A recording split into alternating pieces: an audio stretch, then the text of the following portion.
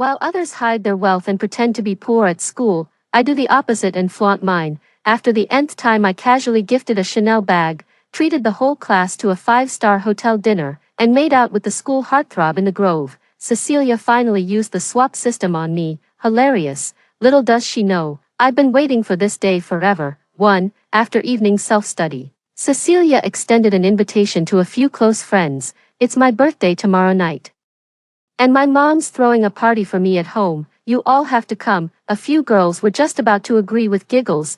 Right at that moment, my clear voice rang out from the podium. Classmates, I'm hosting a birthday party on a cruise ship tomorrow night. There will be an all-you-can-eat buffet of imported seafood and fruit, and an internet-famous singer will perform. You're all welcome to come and have fun. Upon hearing this, the entire class immediately erupted in excitement. As expected of the young mistress, she truly has the skills. Wow, a cruise ship. The view must be amazing. I'm definitely going to take lots of photos for my social media. Everyone's expressions were filled with longing and delight. Only Cecilia's face looked extremely unpleasant. She shot a glance at me, standing radiant and the center of attention on the podium, her tone dripping with resentment. It's just money, big deal. Who doesn't have any? My family lives in a villa too. What's there to show off about? Her friend, hearing this, said with some awkwardness. But Elsa's birthday party is on a yacht. I've never been to one of those. I've never even tried imported seafood or fruit. They must be delicious, right, Cecilia? Your family is rich and all, but compared to Elsa, it's like comparing a candle to the sun. I heard she's the heiress to a Korean chaebol family. Exactly. Word is she only transferred to our school to lay low. Someone like her is basically the pinnacle of the social ladder we'll ever get close to. Seeing her friends turn on a dime, so easily swayed by wealth, Cecilia was absolutely fuming. I looked up from the chorus of flattery and met her resentful glare. Then, I walked over to her and extended a friendly hand. I heard your birthday is tomorrow too. What a coincidence. Let's celebrate together. I'll have the butler prepare a birthday gift for you as well. Cecilia rolled her eyes slightly. She muttered, who wants your gift anyway? Why should I spend time with you? I'm not going. I gave a nonchalant smile and said, you don't like the Patek Philippe watch? What a shame. As soon as the words were spoken, the students' eyes widened in shock. Although they came from ordinary backgrounds, they had heard of such top-tier watches. Everyone immediately looked at Cecilia with envy, under their gazes filled with envy and resentment. Cecilia slowly let her look of disdain fade, though she was still reluctant, but her expression and tone softened considerably. All right, fine, since you're being so sincere, I accept your invitation. I gave a slight nod. The moment I turned to leave the classroom, I instantly wiped that radiant, warm smile off my face. My eyes were clouded with a thick layer of scorn and hatred. I just knew Cecilia would go. I understand her, as well as I understand myself. After all, Cecilia is me, too. My name wasn't always Elsa. It used to be Cecilia. I was an only child. My parents earned a handsome income, not exactly rolling in it, but I was thoroughly spoiled and we lived a very comfortable life. When I was 10, I went to a summer camp out in the countryside for a sketching trip. I was knocked out. When I came to, I was tied up in a pigsty. Standing before me was a grimy, scrawny little girl. She said she had been sold to this village. She was only 12 years old, was forced to marry the village's old bachelor as his wife. Suffered inhuman torment day and night. She said she had been observing for a long time, and found that, among all the young women who came to gather material, I was the one with the sweetest smile. You must have such a happy life, she said. Seeing you smile like that fills me with envy. Why is it that we're both girls, yet you get to live without a care in the world, while I was sold by my own parents to some old bachelor? I want you to suffer just like I do. With that, she produced a dagger.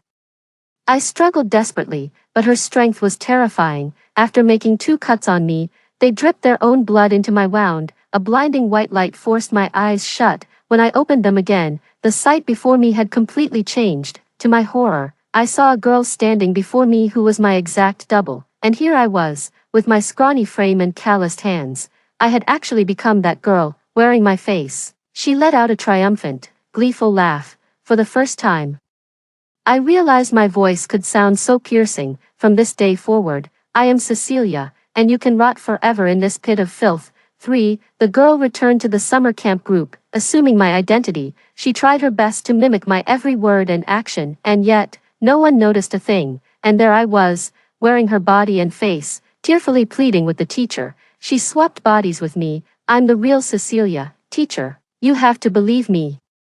But who would ever believe something as fantastical as a body swap? That was, until a powerful hand clamped over my mouth and nose, and I was dragged away by force. The man was portly, with a mouthful of yellowed teeth, and he bowed and scraped obsequiously to the teacher. This is my daughter. She's a bit touched in the head, just ignore her. In truth, he wasn't the father of this body I inhabit. After dragging me back to the room, he stripped off my clothes and began lashing me with a leather belt. You bitch, trying to call for help. Let me tell you, even your own parents don't want you. No one gives a damn about you. If I beat you to death right here, no one would even dare to come collect your corpse. I struggled desperately, pleading, I'm not her. Please stop hitting me. I swear I'm not her. You've lost your damn mind. I'm gonna teach you a lesson you won't forget today. With that, his massive body came crashing down on top of me. After that, I endured a year of unspeakable, inhuman torment. I went from desperately fighting back, to growing numb, and finally to a state of utter despair. Sometimes, I thought it would be better to just die, yet, I found myself reminiscing about the happy, fulfilling life I once had. I couldn't help but think how wonderful it would be if I were still Cecilia, and so, I clung to life by a thread.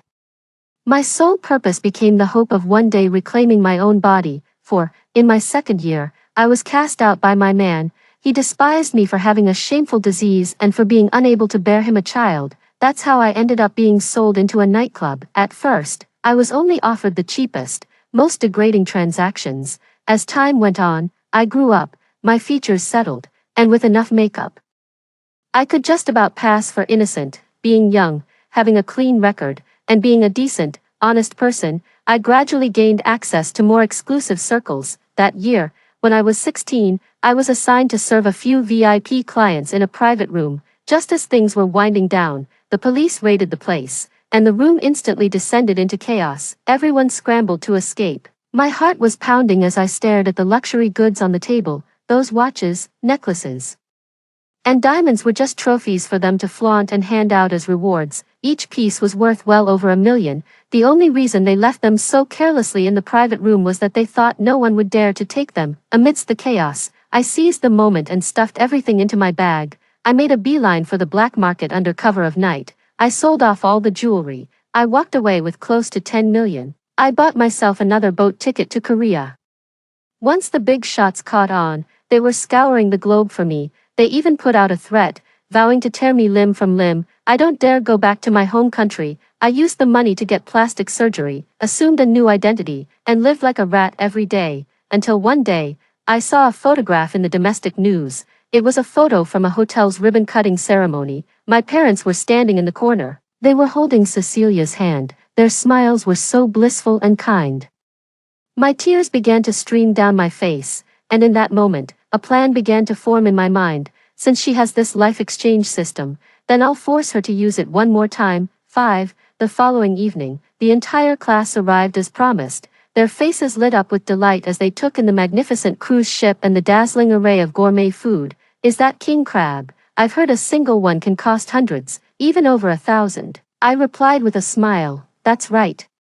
Help yourself to as much as you like. Oh my gosh, look. Is that the influencer Bella? She's so incredibly slim and fair in person. Bella turned back, winked at them, and said with a smile, it's me. You must be the young lady's classmates. Welcome to her birthday party. Hope you have a great time. A wave of sharp intakes of breath rippled through the crowd. Only Cecilia wore a look of disdain as she sneered. It's just king crab. We have it all the time at my house.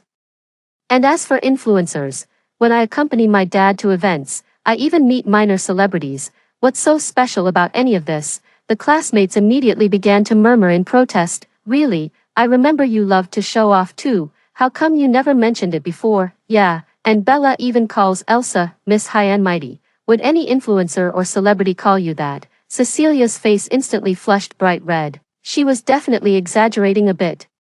Although her family runs a small business with an annual income of over $1 million, but her parents are very strict with money and are determined not to spoil her with a lavish lifestyle. As for delicacies like king crab, her family only buys a few for special holidays. no more than 10 times a year. You might run into influencers and celebrities, but they're only interested in successful business moguls. They wouldn't give a girl like her the time of day, let alone go out of their way to greet her and call her, young miss. Cecilia was both embarrassed and infuriated by the remark. She snapped impatiently, so what? I don't care about the money anyway. This place is no fun at all. I can't be bothered talking to you people anymore. I'm leaving. After saying that, she ignored her friend's attempts to stop her and stormed off, intent on leaving the ship. At that moment, I stepped forward with my white-haired butler and blocked her path. Then, I had the butler present her with an exquisitely crafted box. Leaving so soon? Open the gift I got for you first, then have a meal with me. 6. Cecilia shot me a fierce glare. She thought it was all my fault. She always felt a sense of superiority compared to the other students from ordinary families in the class. Everyone was happy to indulge her, but my arrival instantly made her proud family background seem inferior. She desperately wanted to reject me with contempt, however, as her gaze fell upon the exquisite box in the butler's hands, yet, the words of refusal caught in her throat. A Patek Philippe, a brand even her father couldn't afford. If she owned one, she could hold her head so high in front of all the cousins' kids from then on, but she didn't want to give in to me that easily. Seeing the struggle on her face, I smiled. I took the initiative, took out the watch, and put it on her wrist. That's beautiful, you have such great presence. And this watch really suits you. Cecilia was pleased. She looked down at me and said, as if bestowing a favor, well, since you put it that way, I suppose I can reluctantly accept it. All right, let's go eat. Wait, Cecilia called out to me and scanned the deck of the cruise ship. Then, she fixed me with a sharp look and demanded, how come it's all influencers here? I thought you were a chaebol heiress. Don't you have any trust fund friends? 07. The smile on my lips froze, almost imperceptibly. Cecilia's gaze grew even more probing. You're not lying, are you? I've never even heard your name. Are you really a chaebol heiress? Her words were dripping with hostility, as if the slightest hesitation on my part would be enough for her to tear off my mask. What's this? You doubt me? My previous gentleness vanished in an instant. My gaze turned sharp and piercing. I let my full presence and authority be known. Cecilia was taken aback. I snapped at her. My father's run into a bit of trouble recently. He gave me a large sum of money to lay low at home for a while. How many times do I have to repeat myself? What gives you the right to demand an explanation from me? Without waiting for her to react, I immediately repeated everything in Korean. Although Cecilia had watched some K-dramas, she was still an amateur. My broken Korean was more than enough to fool her. She was stunned for a good 3 seconds before reluctantly saying, I didn't mean to.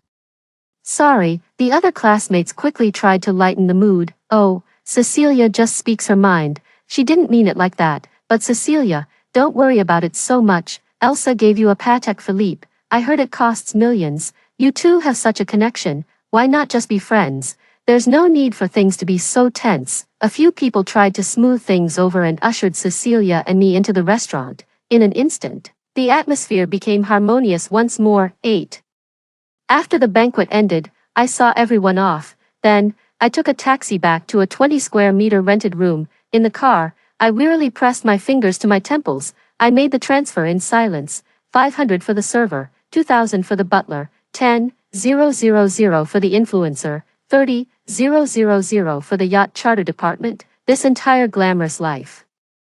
All the luxury, it's all rented. The so-called butler and waitstaff were all temporary actors I hired. Those influencers were already keen to take photos on the cruise ship, and getting paid for it made them more than happy to play along. Finally, I scrolled to the bottom and transferred 50,000 to Vance Luxury Rentals. Your watch is beautiful. I'd like to rent it for a month to start. Vance, okay. I turned off my phone and stared coldly ahead. I'd give it 30 days. Cecilia won't be able to help herself.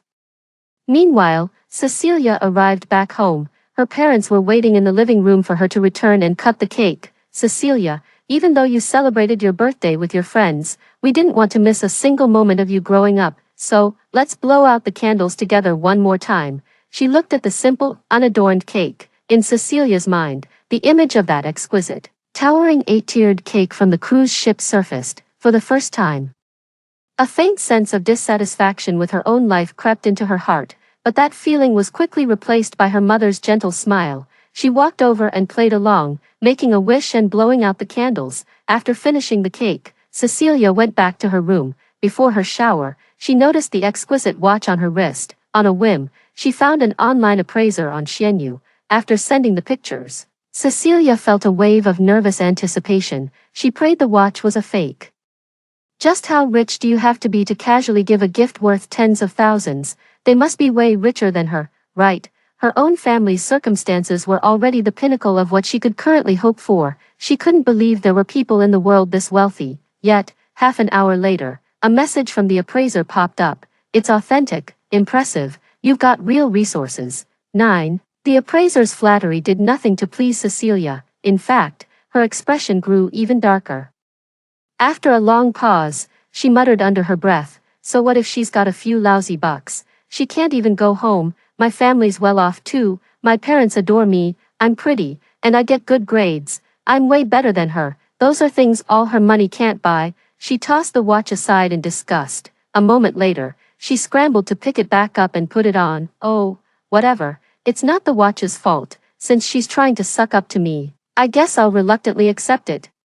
Little did she know, I had planted a tiny listening device on the back of the watch. Through my earpiece, I listened to Cecilia's sweet, alluring words. A scornful smirk tugged at the corner of my mouth. A person's moral boundaries are eroded, one small step at a time, especially someone like her, who has no principles to begin with. She was convinced that apart from money, I was inferior to her in every way. Little did she know, this was only the beginning. The next day, as Cecilia composed herself.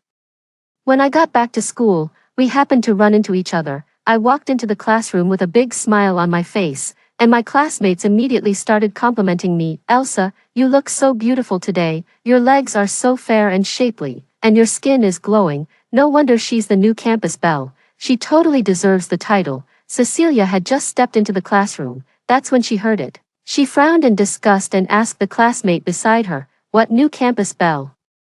Standing at the podium, I heard her question. I instinctively brushed back my hair, turned my head with a smile, and said, I had no idea your school still held those campus belle polls on the forum. It seemed like fun, so I just uploaded a few photos last week on a whim. To my surprise, I ended up at the top. I heard you were the reigning champion for 2 years running. My apologies, then, for snatching the title from you. 10. Cecilia was utterly incredulous. She immediately pulled out her phone and opened the forum. Just as expected, my name was sitting at the top of the list. She, on the other hand, had been pushed down to second place. Her vote count wasn't even a fraction of mine. Elsa, she's so beautiful, and I heard she's incredibly wealthy too. She's practically the perfect goddess. Compared to her, Cecilia pales in comparison. Elsa's features are so delicate, and her nose is so perfectly straight. I'm so jealous, looking at all this uniform praise.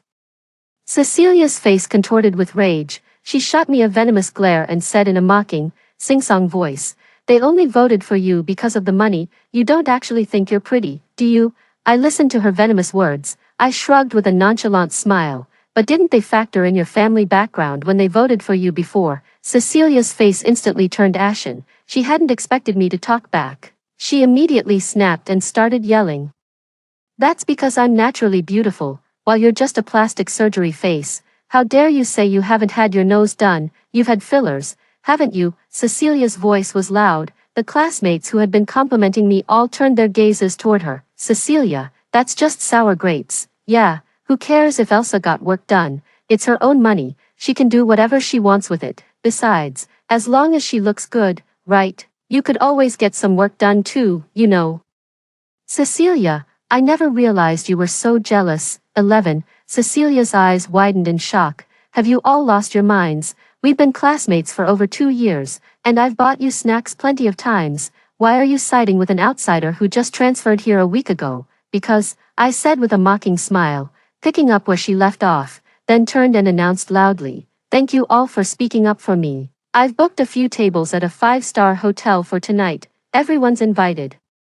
Yes, absolutely, we'll be there. Elsa is such a stunner, and so generous too. Cecilia, is it really that hard to admit someone else is amazing? Cecilia nearly choked on her own rage. I sauntered over and casually rested a hand on her shoulder. Cecilia was about to shake me off in disgust, but I leaned close to her ear and whispered in a voice meant only for us, my tone laden with meaning, "You seem quite pleased with your looks, Cecilia, but is the thing you're so proud of really yours?"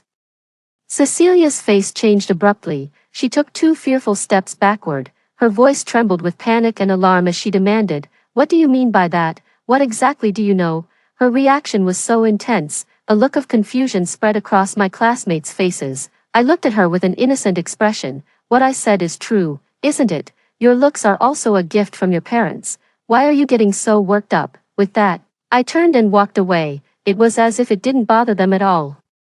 Cecilia stared at my retreating back. Her fingers dug into her palms, even though she knew her secret was safe. Who would have ever imagined something so surreal?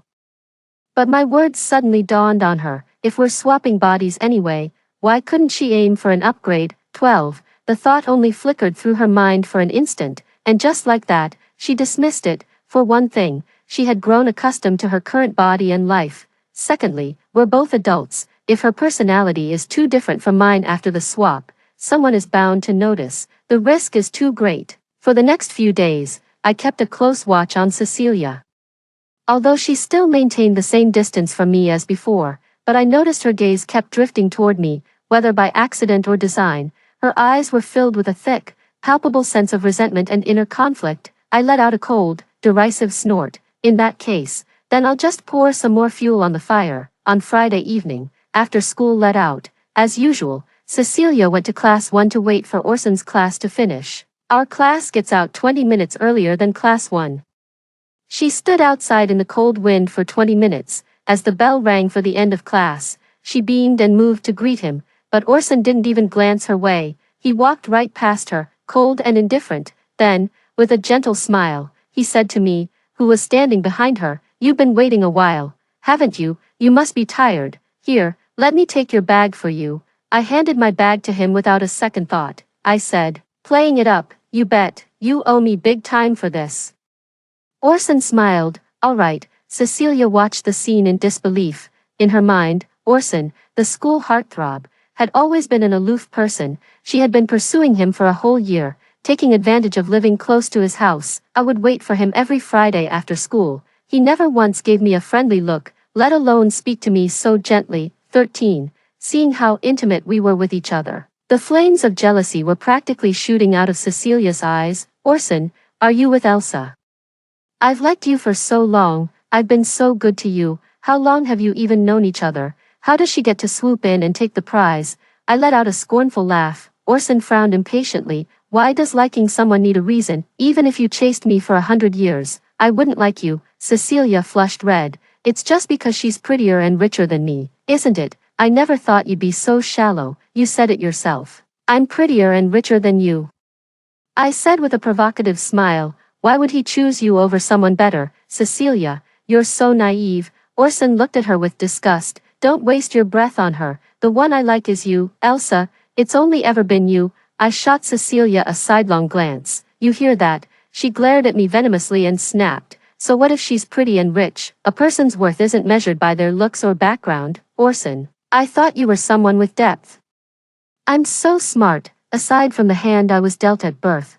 What don't I have over her? You'll regret this sooner or later." With that, she stamped her foot hard and ran off in tears. I watched her walk away. He smiled, a knowing smile. He shot Orson a suggestive look. He was still smiling, but his eyes were cold. Understood. 14. Everyone at No. 3 High School thought Orson was the aloof, untouchable heartthrob. Little did they know, online, behind a mask, he was a risque male streamer.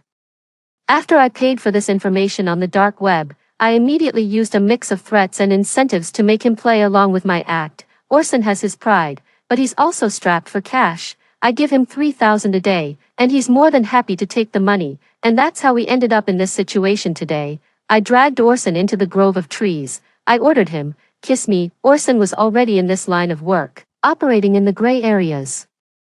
He usually went along with whatever the top female patron requested. Besides, I'm good looking, so at the very least, he didn't find me repulsive. Just then, Cecilia happened to come running here in tears. Hearing a noise, she was inexplicably drawn closer, even though she knew it was wrong to spy. But after she saw Orson and me kissing in the grove, Her eyes went wide in an instant, and her breathing became rapid. Humiliated and heartbroken, she fled the grove. That very night, she had a dream.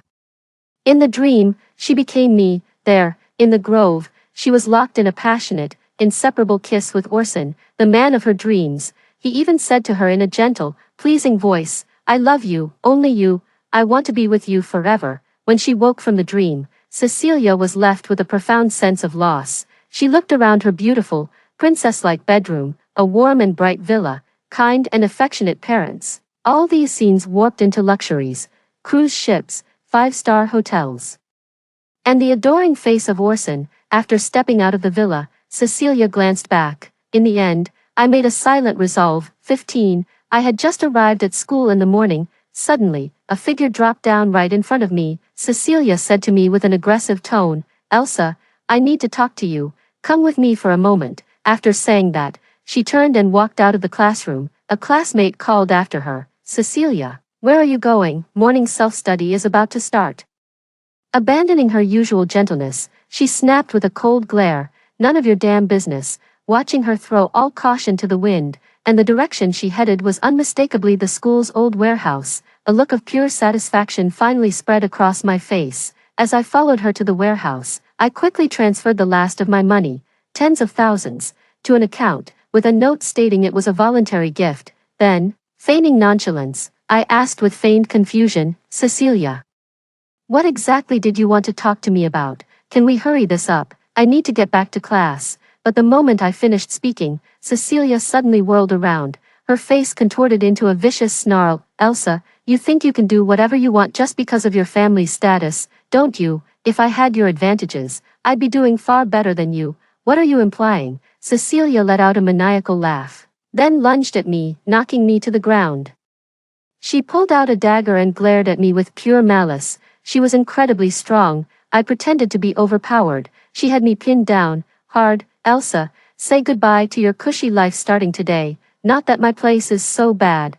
Consider yourself lucky. With those words, she raised the dagger and lunged at me. I don't know how much time passed. After a familiar flash of white light, the scene before my eyes abruptly shifted, revealing the surgically altered face that belonged to Elsa.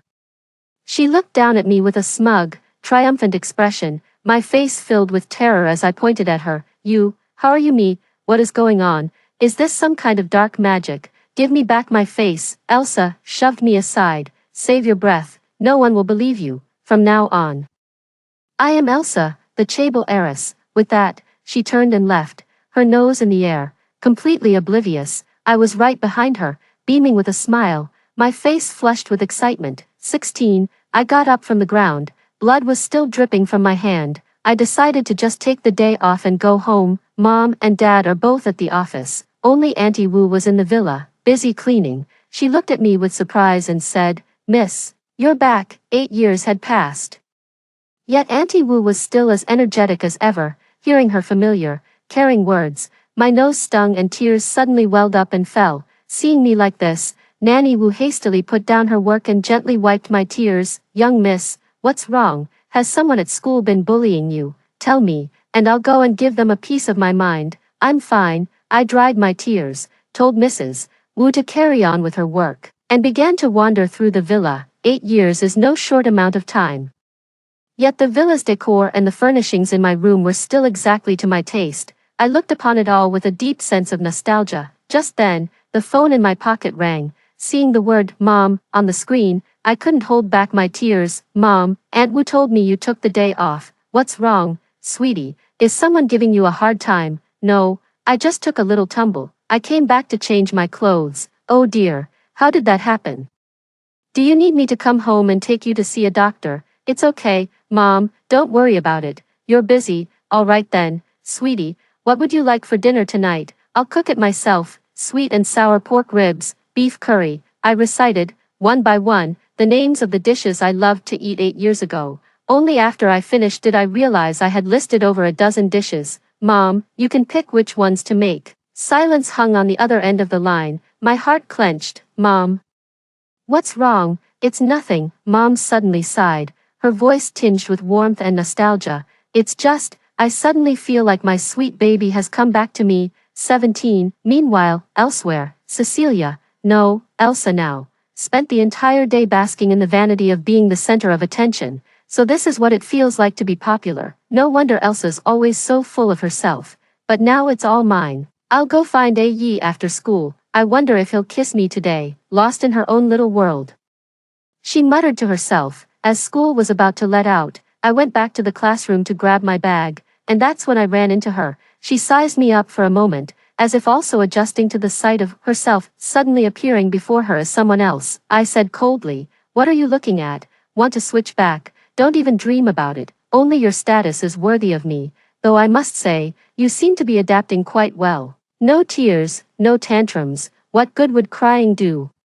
Who would even believe me? You're a clever one, aren't you?" As she spoke, she suddenly grabbed the strap of my backpack and taunted, "Don't run, in a moment, I'll show you what it feels like for you and everything you have to belong to me completely. It'll help you accept reality a little better." I didn't struggle. I followed her in silence to the door of classroom 1. Just then, Orson walked out from inside. When he saw me, his face twisted in disgust. Then, his gaze shifted to Elsa. Only to look away coldly. "Elsa, huh, that's not right. It wasn't like this before." Just like that, Orson was back to his cool, aloof self. Elsa couldn't help but call out to him, "It's me, Elsa, why are you leaving?" Orson let out a derisive snort. "We're square, what more do you want from me? If you want me to play along now, the price isn't what it used to be." He fixed Elsa with an icy stare. A chill shot through her veins. "What do you mean, we're even? What act are you talking about? Aye, what are you saying? Aren't we supposed to be together?" Seeing this scene, I couldn't hold back any longer. I let out a scornful laugh. 18. That very night, the night Orson and I kissed, I deleted the suggestive videos of him I had saved, and I transferred the money back to him. Now that Elsa has no leverage over him, he naturally has no reason to be nice to her. What's more, it's because I threatened him before. He despises Elsa far more than he does me, Cecilia, just as expected.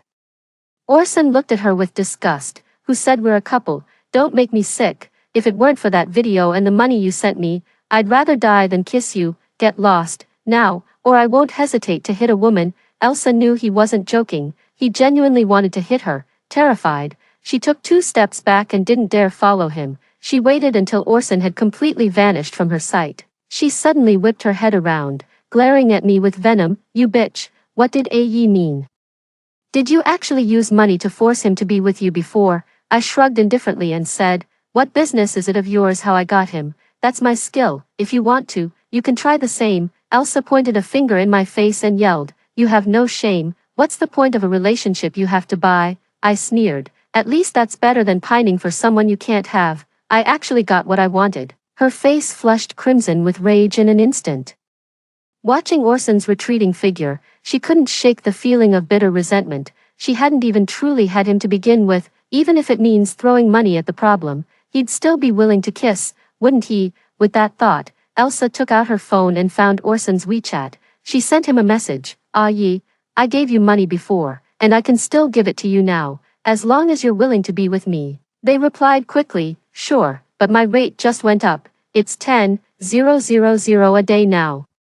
"You paying 10,000? Elsa thought that was a bit steep, but then again, I reconsidered. I'm a chaebol heiress now. For heaven's sake, it's a world of difference from Cecilia's former, rather middling social standing. She can absolutely afford it." At that thought, she immediately replied with excitement, "All right, I'll give you 1 month's worth first." She then opened the transfer app, entered 300,000, and completed the payment with facial recognition. 3 seconds later, a pop-up notification appeared on the phone. "Payment failed, insufficient funds." 19. Elsa's eyes widened in disbelief. How is that possible? She checked her WeChat balance. Only 3 yuan left. Then she checked Alipay. Just 2 cents. She opened each of her bank apps again. 50 cents, 80 cents, a dollar or two. Those tiny numbers were a stark reminder of just how broke she was. Elsa's eyes instantly welled up with angry tears. What on earth is going on? Why is there not a single penny in your account? I thought you were a chaebol heiress. I just watched her. Her face a mask of furious frustration, doubled over, clutching my stomach. I laughed until tears welled in my eyes. A flurry of wild guesses instantly flashed through Elsa's mind. After a long pause, she gritted her teeth and demanded, "You lied to me, you're not a Chable heiress at all, it was all fake, there's not a single penny in your bank account, ha ha ha ha, you're such a fool, how dare you lie to me, how could you, did I really deceive you? Everything I showed you was real, it was your own vanity that got the better of you, that planted those wicked thoughts, I never forced you to swap bodies with me." Her face twisted with rage. As if she had swallowed a mouthful of flies, upon hearing my words, she quickly agreed, "Yes, that watch, and that one too, we could get a good sum of money for them." She scrambled frantically to snatch the watch from my hand, but I had already broken the watch, even broken, it can still be sold for some money, just a bit less, Elsa comforted herself, but the very next moment, a debt collection call came. "You still haven't paid the final installment for the luxury rental, when will you settle it? Also, the items you rented previously are due back soon, I've scheduled a courier to pick them up." Hearing those words and looking at the broken watch, Elsa felt her heart turn to ashes. All the luxury items were rented, there was no money left in the account. Her dream of living as a Chable heiress, surrounded by opulence and splendor, had now completely vanished into thin air. She finally realized she'd been scammed in a pig butchering scheme. A fresh wave of rage surged through her. And she lunged at me, pulling out a dagger with the clear intent to cut me again. "You bitch, I want to switch back right now." This time, however, I was ready for her. I sidestepped as she lunged at me. At the same moment, the sound of sirens blared outside the school. Not long after, a group of police officers rushed in and took Elsa away. 20. Elsa was detained for 15 days on charges of attempted assault. As I stepped out after giving my statement, our eyes met. Her face was dark with anger. In all that time just past, she had already pieced together the whole story. As unbelievable as it was, she now had no choice but to admit it. The little girl whose body she had swapped with 8 years ago, "You're actually still alive." Just before I left, she leaned in close to my ear, her words dripping with venom like a hissing snake. "To think after all these years, you're not only still alive but have even orchestrated this. No matter, my system is still intact. As long as I draw a breath, I will find a way back into the light. Just you wait, I'll make you wish you were dead." I watched the unwavering confidence on her face. I gave her a fearless smile. "We'll talk about it after you get out." She was convinced I was just putting on a brave face. After all, she had the system on her side. She held every advantage over an ordinary person like me. Little did she know, this was only the beginning. A far more terrible demon was waiting for her when she got out.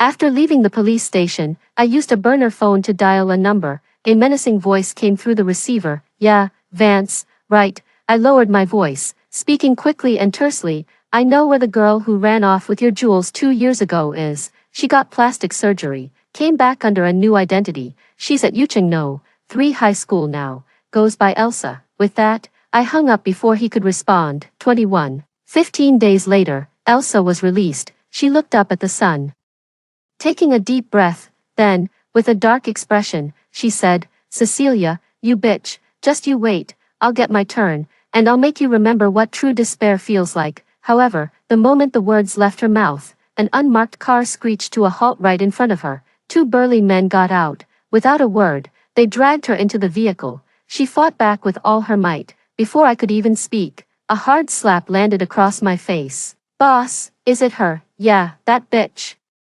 I'd recognize her even if she were ashes. Her eyes snapped open in terror. She was met with a circle of menacing faces. The men stared at her with predatory intensity. A man in his 40s gave her a humorless smile. "Remember me, Lola?" Hearing that long-lost name, she shuddered violently. "You stole millions in jewels from me and ran off. I've been looking for you for 2 damn years. It's been hell. I was going to make your death quick, but now, I'm going to make you suffer. Nothing less will satisfy me." Elsa was terrified. She was no match for any of the hulking brutes standing before her. If she fell into their hands, she'd never escape for the rest of her life. Using her system was out of the question. After all, the system only worked on those physically weaker than her, so she could only plead with tears and snot streaming down her face. "Big brother, I didn't steal it. I really don't know anything. It was that bitch Cecilia. She's the one who did the bad thing. Why should I take the blame? Please, just let me go. I'll bring her to you." "Okay." But how could the man possibly believe her? He coldly averted his gaze. "Shut up, His underling then slapped her across the face several times. The blows knocked her out cold on the spot. This is just the beginning, Lola. I'm going to make you experience what true agony feels like. 22. Spring has arrived once more, with flowers in bloom. Before I knew it, my 19th birthday was upon me, Cecilia.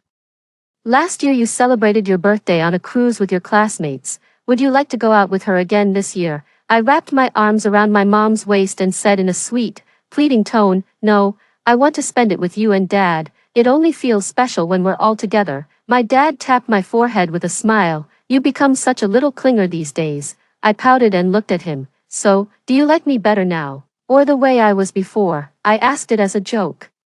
But deep down, I really wanted to know, who do they prefer? Mom and Dad thought for a moment, then said, you're my precious daughter. Of course I love you no matter what, but if I had to choose, I'd say the way you are now. It feels closer. My nose tingled with emotion. I quickly buried my face in my mother's embrace, so she wouldn't see my eyes welling up. All right, enough of that. Come on, make a wish and cut the cake. Dad urged us on. I hurried over, put on the birthday hat, and made a heartfelt wish. I wish to always be Mom and Dad's precious child. I want to be with them forever. After finishing the cake, I flopped onto the sofa to watch TV. Suddenly, the channel cut to a news report. Early this morning, the body of an unidentified woman was discovered by the river outside the city. She was covered in multiple wounds and bruises, her clothes torn to shreds, suggesting she had suffered inhuman torture before her death.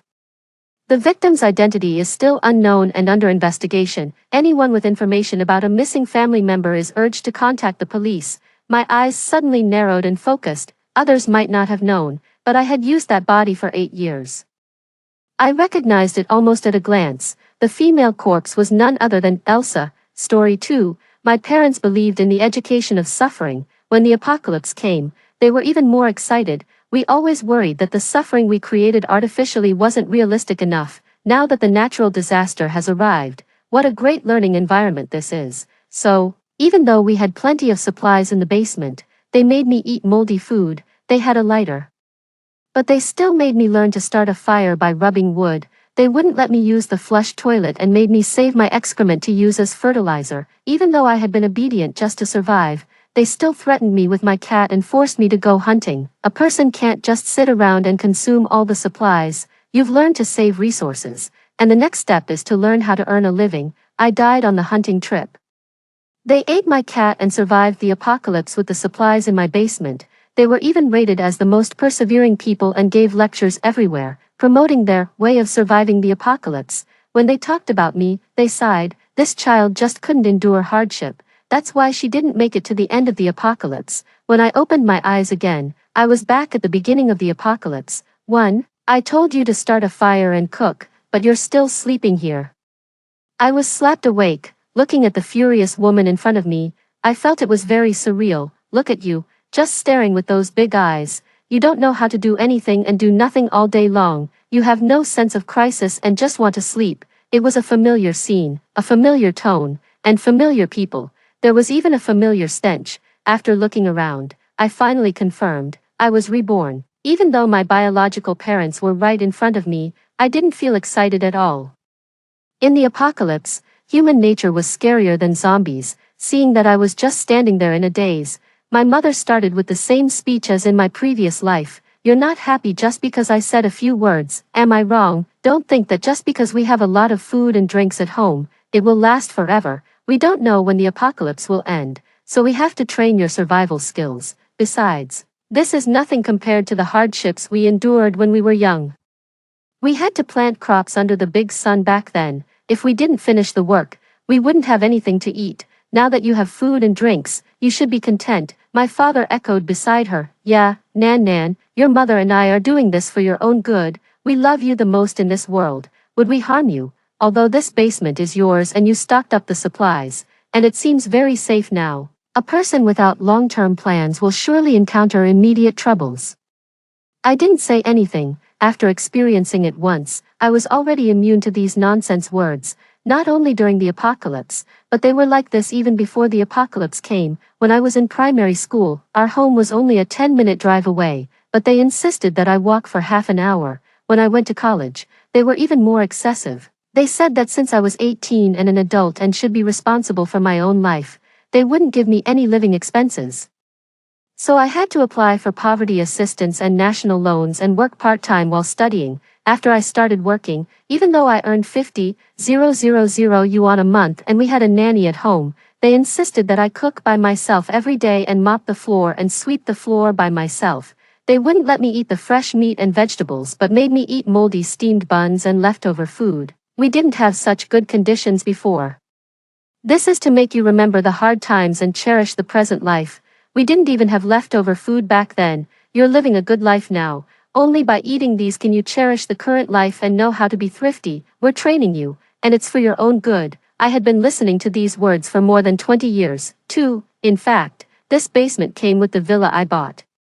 I had the habit of stockpiling food because I had always been hungry and didn't eat well due to my parents' suffering education, so even when I grew up and had money, I liked to stockpile a lot of food for rainy days. Unexpectedly, when the apocalypse came, all the buildings outside were destroyed, and no one dared to go out. Human nature couldn't stand the test. Just then, my parents were at my house, and I led them to my shelter, when there was chaos outside and people fought over a can of meat.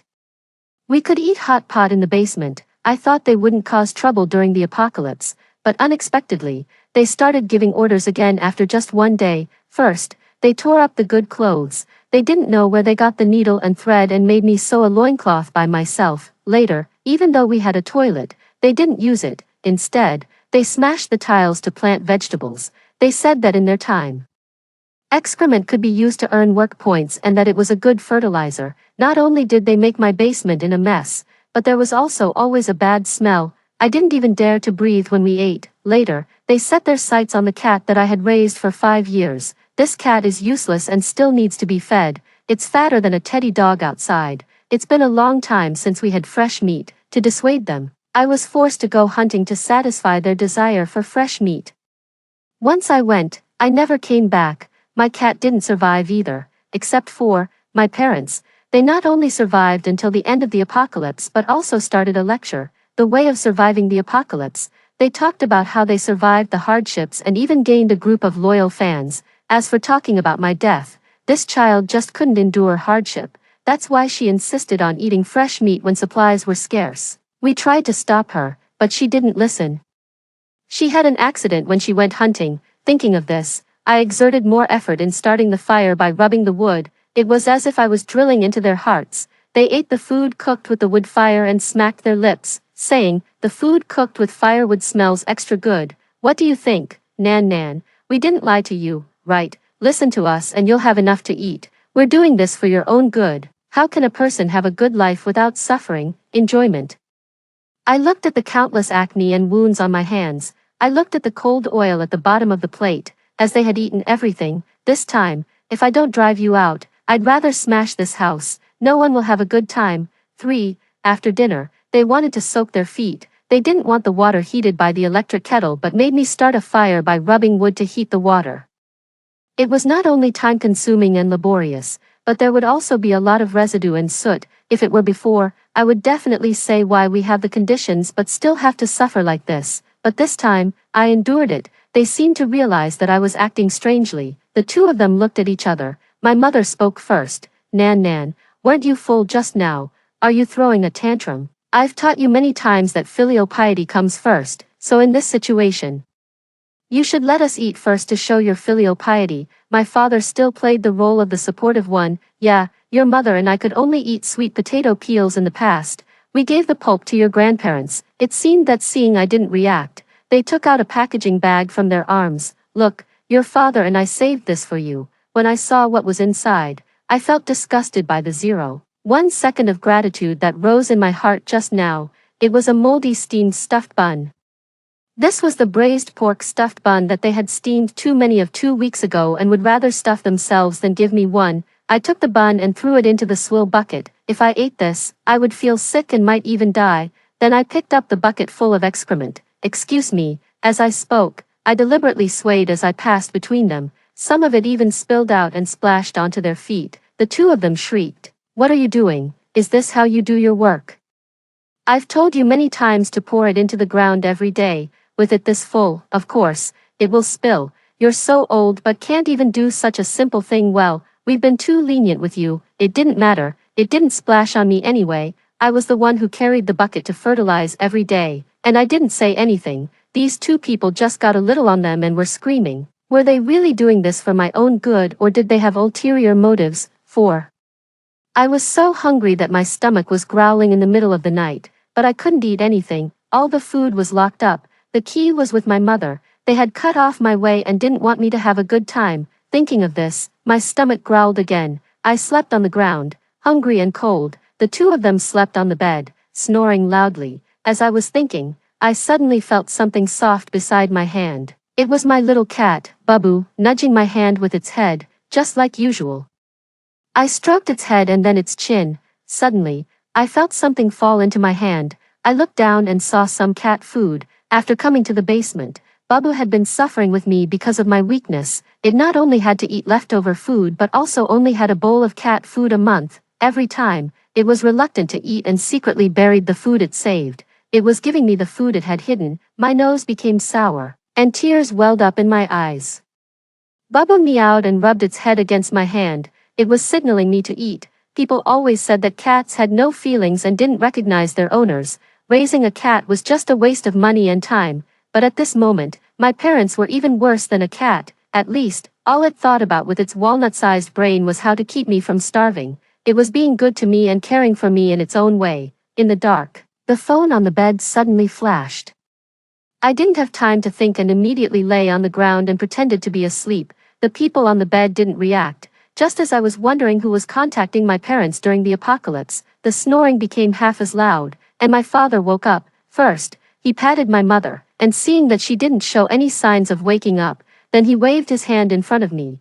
After confirming that both of us were dead asleep, he secretly found a corner to answer the phone. In the silent night, the voice on the other end of the phone was especially clear. Axel, when will you come to see me? I miss you so much. I'm so scared being alone here, and there's nothing at home, the food is almost gone, and I'm so hungry. As she spoke, the girl started crying. I was shocked. This was my father's mistress. Olivia, I miss you too, don't worry, I'll think of a way to bring you some food. My father's concern didn't seem fake. I couldn't help but click my tongue. He was old but still had a wandering heart. It seemed that he really loved this mistress. Well, things were much simpler now. 5. Today, you go hunting. I looked at the axe in my hand and then at my parents in front of me. Sure enough, this day had come. Are you not convinced? Why do you think you need to go out when we have so much food at home? Nan, your mother and I are training your survival skills. You see, even if there's no gas in the future, you can start a fire and have something hot to eat. We don't know when the apocalypse will end. Sooner or later, we'll run out of supplies if we just sit and eat. You can't be without long-term plans. We're doing this for your own good. Your mother and I have experienced hard times before and have life experience. You're the only one who was spoiled and grew up comfortably in this family. Just listen to your mother. I clenched the axe in my hand and smiled on the surface. Mom and Dad, you're right. I've really learned a lot recently.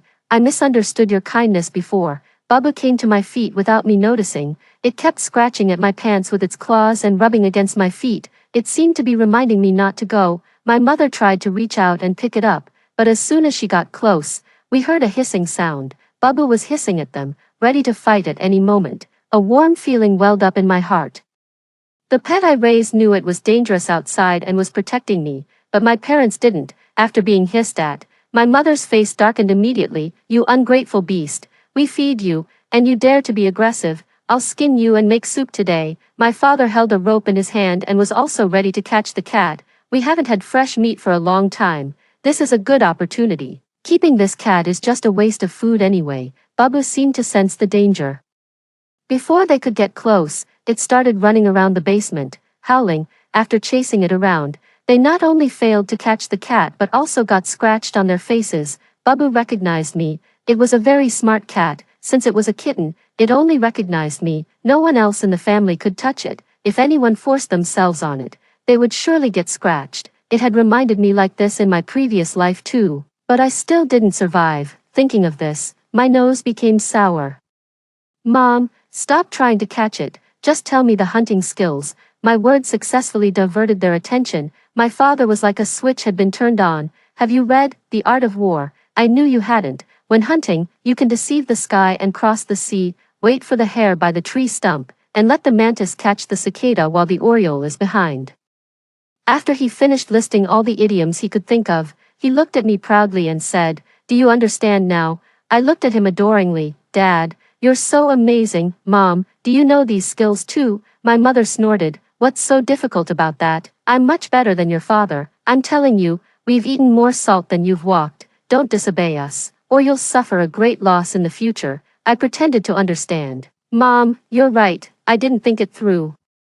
But I have no experience in hunting. Why don't you demonstrate it for me first?" My parents were already dizzy with pride from my adoring eyes and sincere tone. They had never tasted the feeling of power in their lives. Now, they were obsessed with the satisfaction of manipulating and venting their anger on a weaker child. "Watch carefully, I'll only demonstrate it once." They were even dissatisfied with just demonstrating in the basement and wanted to go outside to show me.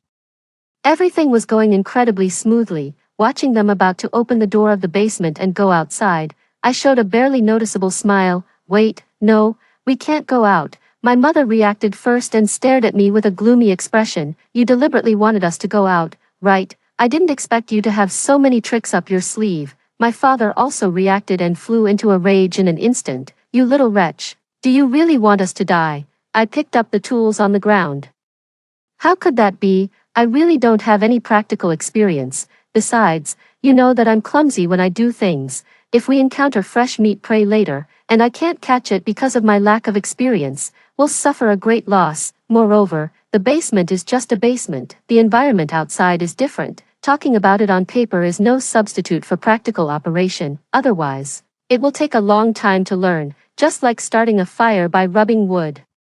My mother didn't say anything. She knew that what I said made sense, but this wasn't enough to make her feel at ease going out. My father completely looked down on me. "All right, I don't think you dare to play any tricks. Well, we'll go hunting this time, but you have to follow behind us." Then he glanced at my mother. "We'll take some food with us. If we get hungry on the way or can't catch anything while hunting, we can come back." My mother looked at him suspiciously, but she couldn't figure out what was wrong. I pulled my mother aside and whispered a few words into her ear. My mother's face changed instantly, and the way she looked at me and my father was different. "All right, then we'll go hunting this time." I secretly gave my father a thumbs up behind my back. I had made an agreement with my father last night. I knew that he had been controlled by my mother for many years. Although he seemed obedient on the surface, he was actually unhappy.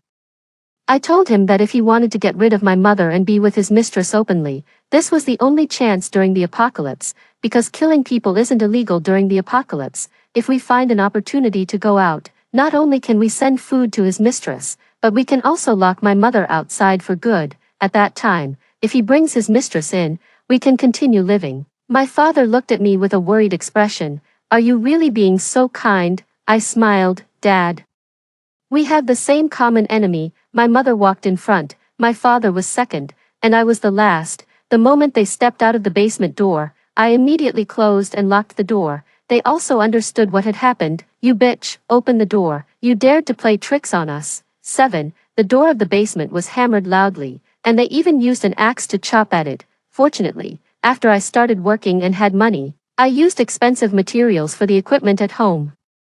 The rusty axe in the basement couldn't break through my door. I leaned against the door triumphantly. "Mom, I didn't play tricks on you. If you don't believe me, check my father's phone." My mother didn't care about me now. She turned to look at my father. After all, in her heart, I was still easy to deal with. The two of them started arguing outside.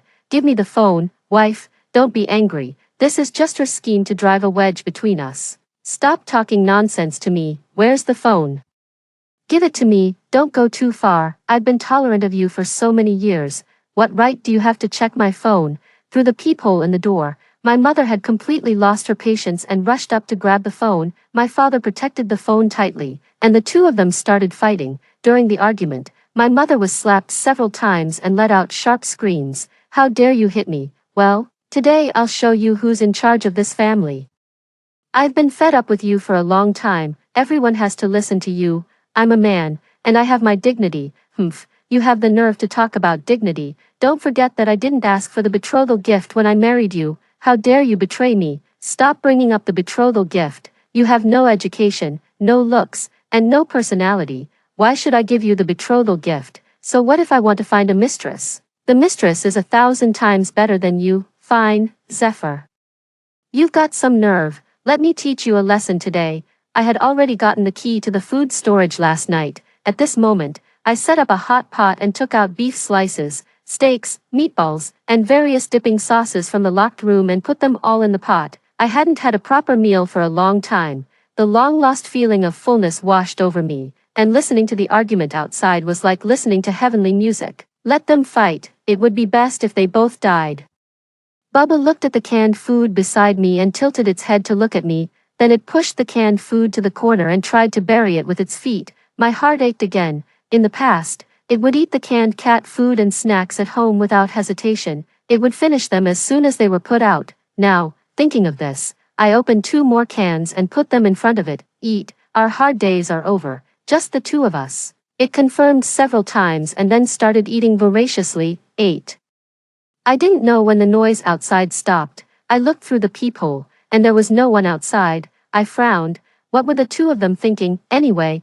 I decided to fill my stomach first. I didn't think too much and started eating the self-heating hot pot. These supplies would only last the 3 of us for half a year, but for me alone, it could last a year, and I didn't have to worry about not having enough food. Moreover, according to the timeline of my previous life, the apocalypse would end in a month. The country would also give some compensation to the survivors to help them recuperate. While I was eating, the door started knocking again. Daughter, open the door.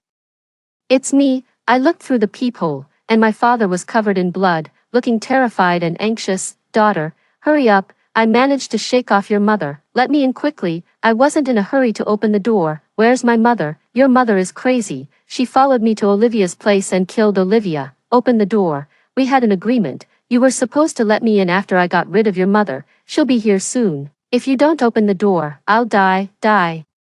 What do I care if you live or die? Before I could think of what to say, I saw my mother holding an axe behind my father. The blood on the axe hadn't solidified yet. It dripped sporadically. You shameless bastard. How dare you come back? Then she looked at the door and then at my father. She seemed to understand something. You want to go in and lock me out. I'm telling you, if I don't make it, neither of you will have a good time. If I shout on the street that there are supplies and food here, how many people do you think will come? Then no one will survive. Indeed, if a large number of people were attracted, this door wouldn't hold for long. After all, no one expected the apocalypse, so they didn't use overly expensive materials for the decoration. My father immediately fawned over my mother like a lackey and returned to his usual self. Wife, what are you talking about? I came back to open the door for you. Who knew this little slut wouldn't open the door? Your idea was good.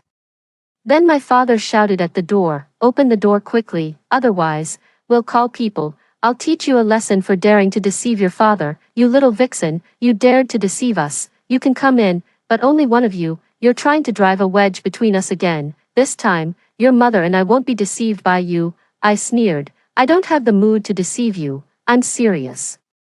You don't want to end up sharing the supplies with a bunch of people and not knowing how long you'll live, right? Only one person can come in. You decide. If not, you can fight, and the winner can come in. The 2 of them outside started to waver. My mother said, she's trying to watch us die. She did it on purpose. My father wasn't stupid either. He rolled his eyes. Well, let me go in first. I'll find a way to open the door once I'm inside. Humph, why should you go in first? Do you have a conscience, you unfaithful man? At this moment, my mother had just killed someone and was out of breath. She was clearly not as strong as my father physically. Moreover, men are naturally stronger than women. He thought about it and finally compromised. All right, you can go in first, but we have a deal. You have to open the door for me. The 2 of them conspired loudly outside, not afraid that I would hear. My mother snorted. That's more like it. Then she started knocking on the door. Let me in.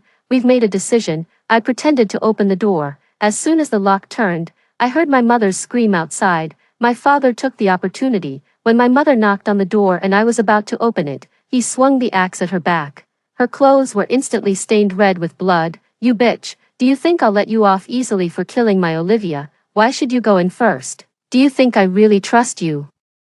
My mother seemed to sense it and dodged, but she was still hit. You deadbeat man, I knew I couldn't count on you. At this point, the two of them had completely lost their pretense of harmony and started fighting outside. I have to say that my mother was a ruthless person. Knowing that she couldn't beat my father, she directly cut off his private parts. My father let out a scream like a slaughtered pig outside. I was glad that there was a soundproof interlayer in the basement. And there was a park around here. Otherwise, with the commotion they were making, people would definitely be attracted. Now the two of them were completely crazy with hatred, and neither of them wanted the other to have a good time. My mother's back and arms were also covered in wounds. In the end, the two of them lay on the ground. Their clothes were stained with blood. Through the door, my tone was full of lightness. Well, how about this? You two can plant crops outside. Whoever grows fresh vegetables first can come in. 9. Looking back on this natural disaster, at first, it was just an ordinary typhoon. No one paid attention to it. Later, the typhoon became stronger and even started to sweep into the inland. The places that the typhoon didn't reach caused a chain reaction in other areas, and there were earthquakes. By the time everyone realized that the weather was unusual, it was too late. There was no food and no place to live. It was common to see people killing each other for some food. Without exaggeration, the outside world was like purgatory. Fortunately, there were no earthquakes around us. Although the typhoon destroyed the buildings, it didn't damage my basement. I was able to survive. At this moment, my mother was still shouting outside, "You little slut, open the door quickly, otherwise, you'll pay for it when we recover." I didn't say anything and focused on eating the self-heating hot pot. The two of them weren't stupid. They would know what to do if they were smart. It would be too easy to kill them directly. I wanted them to experience the suffering I had endured tenfold or even 100-fold. There were no medicines in the basement. The two of them had lost a lot of blood and were very weak. In the middle of the night, they developed a low fever. The stuffy weather and their wounds made them feel extremely uncomfortable. Schwananen, water. I finished the last bite of the Sichuan spicy self-heating hot pot. I threw the empty pot outside like I was throwing away trash. This is for you. You two haven't eaten for 2 days. Don't waste it. The soup base tastes good. When the two of them saw something thrown out of the basement, they crawled over to grab it. Even during the scramble, my mother kicked my father in his sore spot. Of course, my father was in pain, and my mother wasn't any better, because she drank too quickly.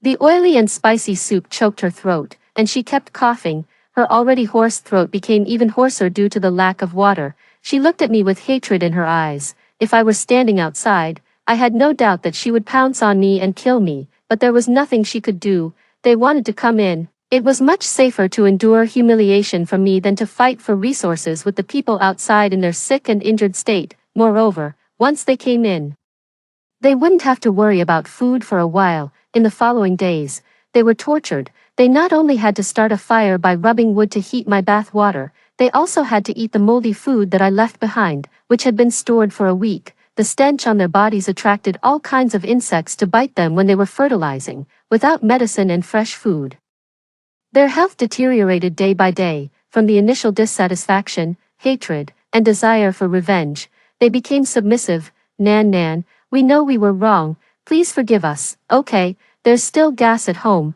We can use the shower head, right? I didn't use the bath water they heated. Once the door was opened, there was a possibility of going back to the way it was before. I just liked watching them work hard but be of no use. This soup is moldy. If we eat it, we'll die.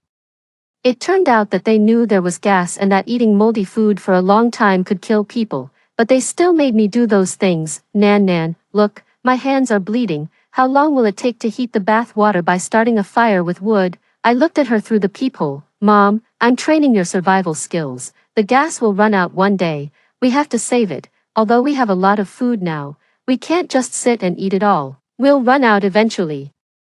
Do you think I don't feel sorry for you when I make you eat those things? I do, but only in this way will you know how to cherish the food and understand how hard it is to get it. My mother still insisted. Nan, what you said makes sense, but we have so much food. Just give us some. I'm really suffering and hungry. Mom, we're not without conditions. We can't just endure hardship for no reason. I shook my head looking at my mother. Mom, a person without long-term plans will surely encounter immediate troubles. The food will run out one day. We don't know how long the apocalypse will last. We have to save as much as we can. You taught me that, right, Dad? My father didn't say anything, which was a kind of tacit agreement, since he lost the most important thing on him. His spirit has been getting worse day by day. Although he's still alive, his soul is already dead. In contrast, my mother's situation is much better, at most. She has a broken hand and can't lift heavy things, and one of her feet is lame. She still has the energy to negotiate terms with me. In this basement, I'm like a vicious slave owner. I not only make them eat the spoiled food but also make them do the work. Whether I'm satisfied or not depends on my words. From time to time, I also use the theories they used to torture me to mock them. A few nights later, the door was knocked on. It was my father. He had been silent for a long time. And I didn't know what he wanted when he knocked on the door in the middle of the night. I saw him slowly lift up a human head towards the peephole. When the head turned around, I was stunned. That long-lost feeling of unease and vigilance swept through my whole body. My mother had been killed by my father. Judging from her expression, she never expected that my father, who was so submissive, would dare to kill her. Her eyes were wide open, as if she didn't even have time to make a sound before she was killed. I know you're watching. She's dead. Let me in. 10. I didn't dare to make a sound. I picked up the axe. Fortunately, I had sharpened it every day for the past few days, and it was much sharper than the one in his hand. You said we could only choose one of the two. I clenched my fists, my whole body tensed up in a defensive state. Even though there was the basement door between us, I wasn't sure what he was going to do. Bubba seemed to sense something too. It let out a low growl, arched its body, and the fur on its tail stood on end. It was ready to fight. You actually believed what I said. I was just lying to you on purpose. I shouted towards the door. Besides, you killed my mother. How do I know you won't kill me? I just want a drink of water. I can take a few steps back, and you can throw a bottle of water to me. I won't be deceived. Give up that idea. I didn't dare to close my eyes all night. I leaned against the door, ready to deal with any unexpected situation at any time. Through the peephole, I saw my father leaning against a rock in the distance as if he had fallen asleep. The flies were flying around him, and he didn't even reach out to shoo them away. But I was afraid that he was just acting to make me relax my vigilance. I squinted for a few minutes intermittently and woke up immediately. Finally, I was sure of one thing. My father was dead, killing my mother, who was in a better condition than him that night, had used up his last bit of strength. Insects and ants crawled all over his body densely. His wounds were oozing with pus. These two people ultimately died by their own hands. If they had been a little more kind-hearted, they wouldn't have ended up like this. I silently waited for the end of the apocalypse, until one day, the staff wearing the apocalypse rescue work clothes knocked on the door. Hello, miss.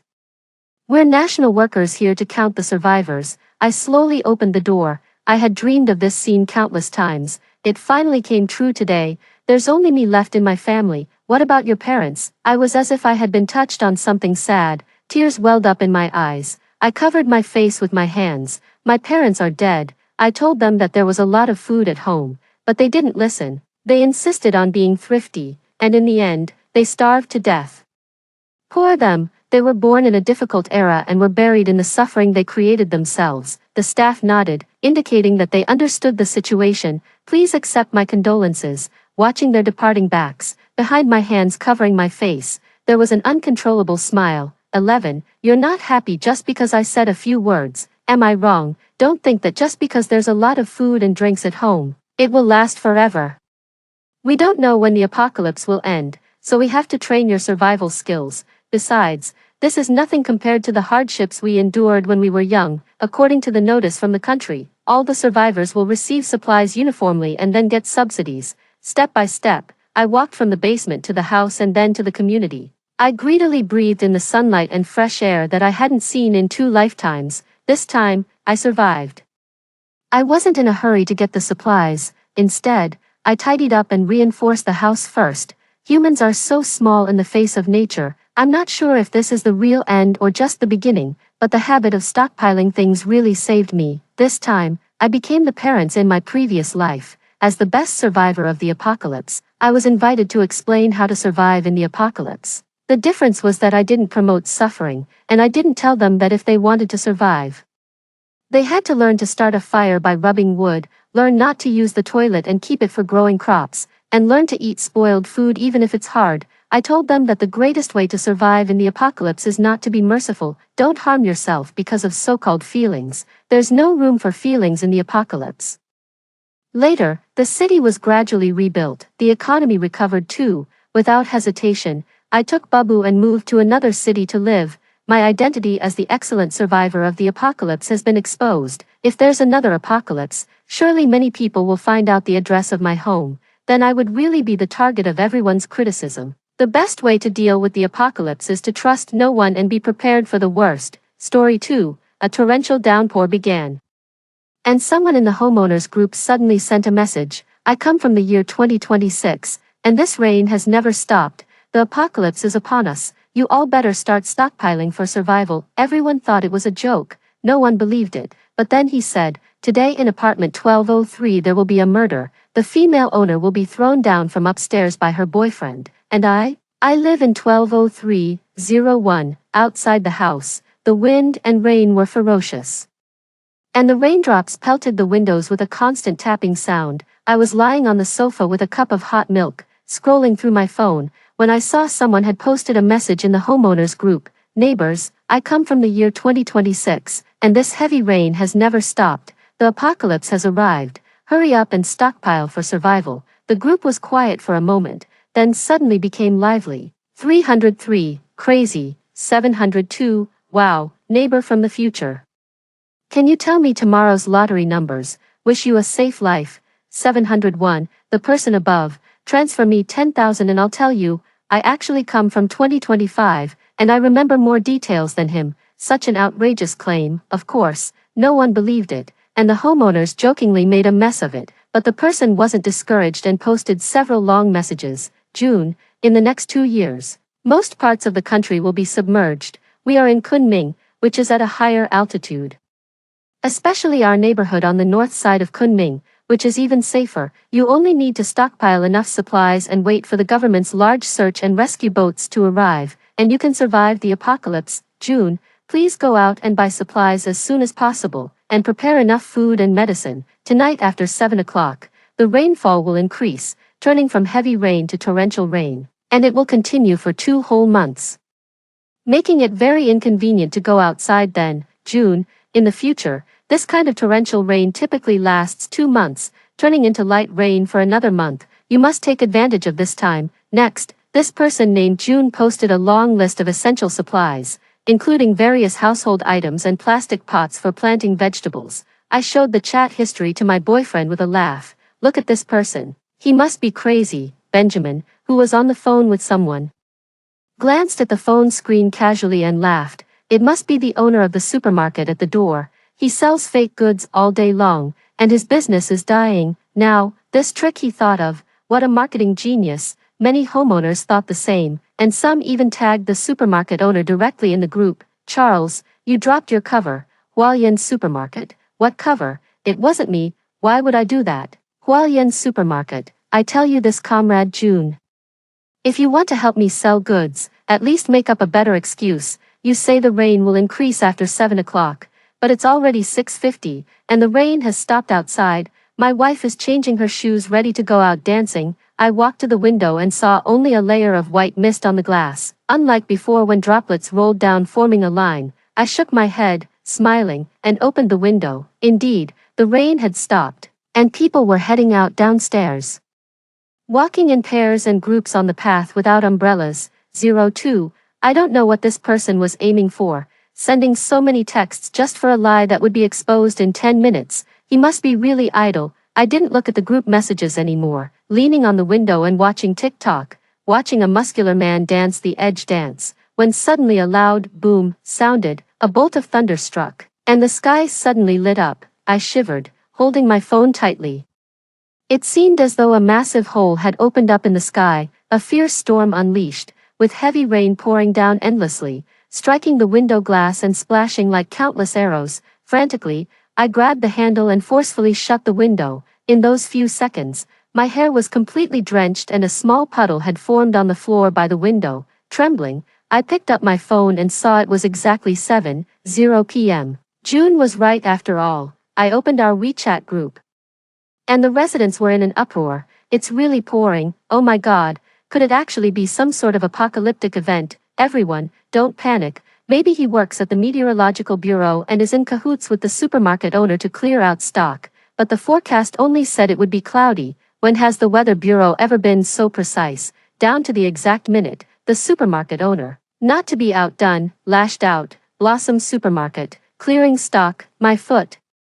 Does my store look like it's desperate for inventory? Hey June, can you predict something else to prove yourself? If you get one more thing right, I'll close the store and keep the goods for personal use. June, it's practically the end of the world. Things are a mess. You wouldn't believe me even if I told you. June, wait, I just remembered something. Tonight, there will be a murder in our complex. It'll even make the news. June, a woman in Building 3, apartment 1203, will be thrown out of the window by her boyfriend and die instantly. I froze, heart skipping a beat. Building 3, apartment 1203, isn't that my place? Elara, you've been zoned out for ages. What's the matter? My vision was suddenly obscured as a towel was thrown over my head, and Benjamin handed me a mug of hot milk. Be careful not to catch a cold. Drink up the milk, and go take a shower. You look like a drowned rat. That rain was intense. Okay, I took the milk, avoiding Benjamin's gaze, and hurried to the bathroom, placing the cup carelessly on the sink. Could Benjamin kill me? That seemed impossible. We had been together for 3 years with hardly any arguments. Even my best friend says Benjamin is the most emotionally stable man she has ever met. How could he be a murderer? My hand shook as I held my phone, and the shock was evident among the residents in the group chat. A murder? Is this for real? You can't just make up stuff like that. 1202, hey. The girl in 1203 doesn't have a boyfriend, right? I live next door and she seems like a recluse. I've never seen any man visit her place. It suddenly dawned on me, right? Others might not know about Benjamin. I had only moved into this complex 3 months ago and hadn't really interacted with the other residents. Benjamin, due to his work, often traveled and worked late into the night. He had only visited me a few times, and our next-door neighbors hadn't even seen him. How did June know this? June, she has a boyfriend. June, I can't remember the details, but it seems her boyfriend added sleeping pills to her milk and threw her out while she was asleep. Initially, it was made to look like a suicide, and the fingerprints were wiped clean. June, it took the police several days to uncover the truth. I heard that the woman was a rich heiress and her boyfriend had serious gambling issues. As I sipped my milk, scrolling through the chat, I saw this message. Startled, my hand loosened and the cup fell to the floor with a crisp sound. Benjamin came in through the door and sighed helplessly upon seeing me in that state. Why are you so agitated? Go take a shower first, and I'll warm up another cup for you. My voice trembled as I stared at Benjamin's face. Don't bother. I don't want it anymore. How can that be? Drinking a cup of milk before bed helps with sleep. Just do as I say. Benjamin tapped my head and went out to clean up the broken pieces of the cup. As soon as he left, I rushed to the bathroom and locked the door. Leaning against the door, I breathed rapidly, my heart pounding loudly. I am not a rich second-generation heir, but recently, I made a fortune trading options. No one in the world knew, except for Benjamin, the day I closed out my positions. I bought him a pair of sneakers he had been wanting. He had laughed and asked if I had struck it rich, to which I jokingly replied, I'm a hidden rich second gen. Bet you didn't guess that. My phone vibrated frantically with messages from neighbors in the group chat. 1203. Are you there? Are you really a rich second generation? Say something. He can't be, right? Would a rich second gen still rent a place? Are you seeing the messages? Be careful with your boyfriend. Maybe she's already been harmed by her boyfriend. 1202. Go check on her. If her boyfriend is about to make a move, we might save a life. It's the end of the world. Who cares about lives anymore? You guys chat. I'm heading downtown to buy supplies. With this rain, we might not be able to go out tomorrow. Raindrops pelted the window, creating a noisy and unsettling racket. I pressed against the glass and looked outside, indeed seeing several cars leaving the underground parking lot, gradually exiting the community gate. If what June said was true, not only did I need to find a way to survive Benjamin's clutches, but I also needed to hurry out to buy supplies. As I panicked, 1202 sent me a private message. 1203. Are you home? Open the door. I'll come over and check on the situation. 1202 lived with his wife and a young boy. The husband, a tall man in his early 40s, would go out to play basketball every morning and was always kind to me, Benjamin, with his slight build, Probably wasn't a match for him. Feeling somewhat relieved, I quickly dried my hair and replied to his message, "My boyfriend and I are home, you can come over." I changed into my pajamas and went to open the door. 1202 stood at the doorway holding a baseball bat, looking vigilant. Benjamin came out of the kitchen with a cup of milk, asking confusedly, "Who are you?" Seeing the cup of milk, 1202's eyes narrowed sharply. I gave him a look, and he nodded, squeezing out a small smile. "I'm from next door, 1202, my wife is making dumplings, do you have any vinegar?" "Yes, come on in, I'll pour you some." I signaled for 1202 to follow me to the kitchen, his grip tightening on the baseball bat as he surveyed our apartment. "Why have I never seen your boyfriend? He often works overtime and comes home late." I pretended to be calm while pouring vinegar, but my mind was already a mess, to be honest. Even now, I don't fully believe June's words. The idea of time travel and apocalypse sounds too far-fetched, like something out of a novel, but if it's not true, why does he know so much about my situation? 1202 lowered his voice. "I have an idea. First, call your boyfriend to go shopping for supplies with me, and you stay home and call the police. When he comes back, let the police question him. Even if he didn't commit murder, gambling is still illegal, right?" A light bulb went off in my head. I didn't expect it, but 1202, despite looking rough, had a sharp mind. This plan was indeed good. It would give me time to buy supplies, probe Benjamin, and ensure my own safety. A three birds with one stone situation. I raised my voice. "Really, heavy rain next month. Benjamin, Uncle Carter said he just received a weather disaster warning. Why don't you drive and stock up on some things for the house? With this kind of heavy rain continuing for several more days, we won't be able to leave the house."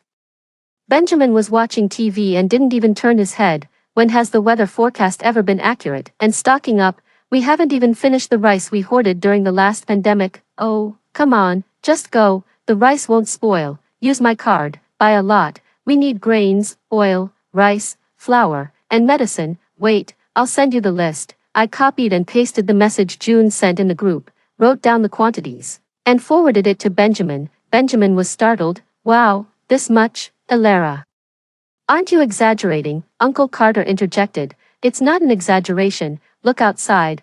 Many homeowners have already gone out, and I also need to buy a lot. Let's go, young man, let's go together." Uncle Carter firmly grabbed Benjamin's arm and dragged him out. Benjamin was reluctant but couldn't resist, and slowly grabbed his coat and left. After Benjamin left, I immediately took out my phone to call the police. Just then, June sent me a bunch of private messages.